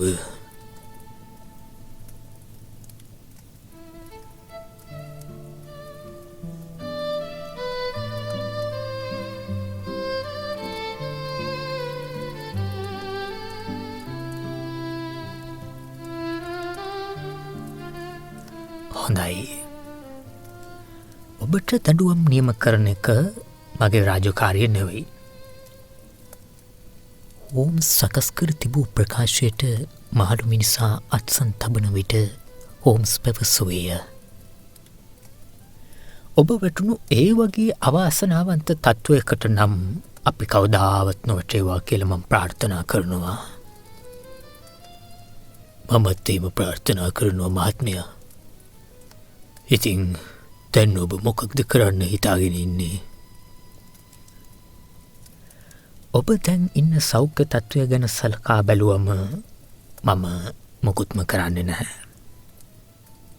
ඔය මනුස්ස ලෝකයේ උසාවිවලට වඩා උසස් උසාවියකදී ඔබේ ඔය ක්‍රියාවට ළඟතිම උත්තර බඳින්න වෙනවා කියලා දැන් ඔබම දන්නවනේ.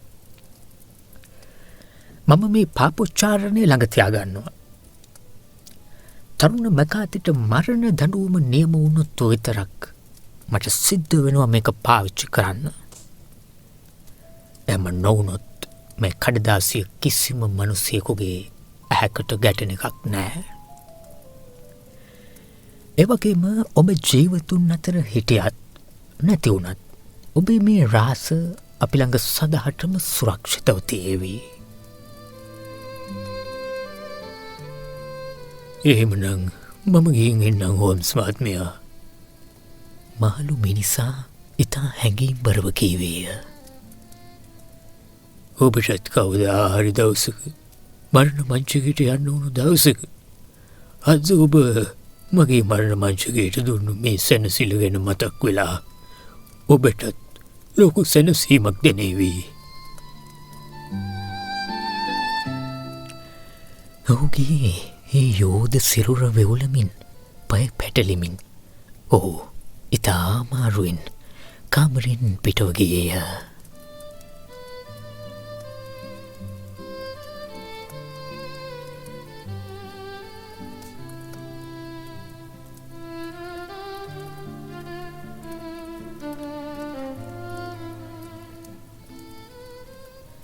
දෙවියන්ම තමයි වොට්සන් අපිට පිහිට වෙන්න ඉන්නේ. දිගුන් නිහැඬියාවකට පසු හෝම්ස් පැවසුවේය.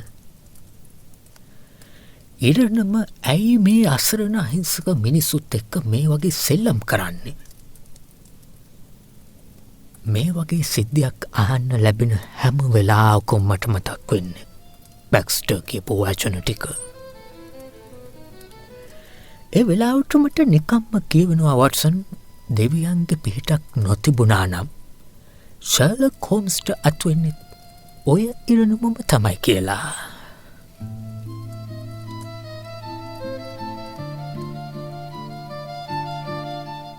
හෝම්ස් විසින් සකස් කර විත්තිකාර පාර්ශවයේ නීතිඥවරයාට ලබා දී තිබූ ප්‍රබල කරුණු සහ විරුද්ධතා කිහිපයක් මත පදනම්ව ජේම්ස් මැකාතිව උසාවියේදී නිදුස් කොට නිදහස් කරනු ලැබුවේය.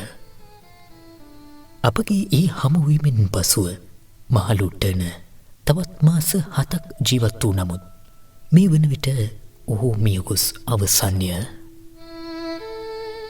තමන්ගේ අතීතය වසා පැතිරී තිබෙන ඒ අඳුරු කළු වලාකුළ පිළිබඳව කිසිවක් නොදැන අනාගතයේදී ඒ ජේම්ස් මැකාති පුත්‍රයා සහ ඇලිස් දියණිය ඉතා සතුටින් එක්ව ජීවත් වනු ඇතැයි අපට බොහෝ දුරට විශ්වාස කළ හැකිය.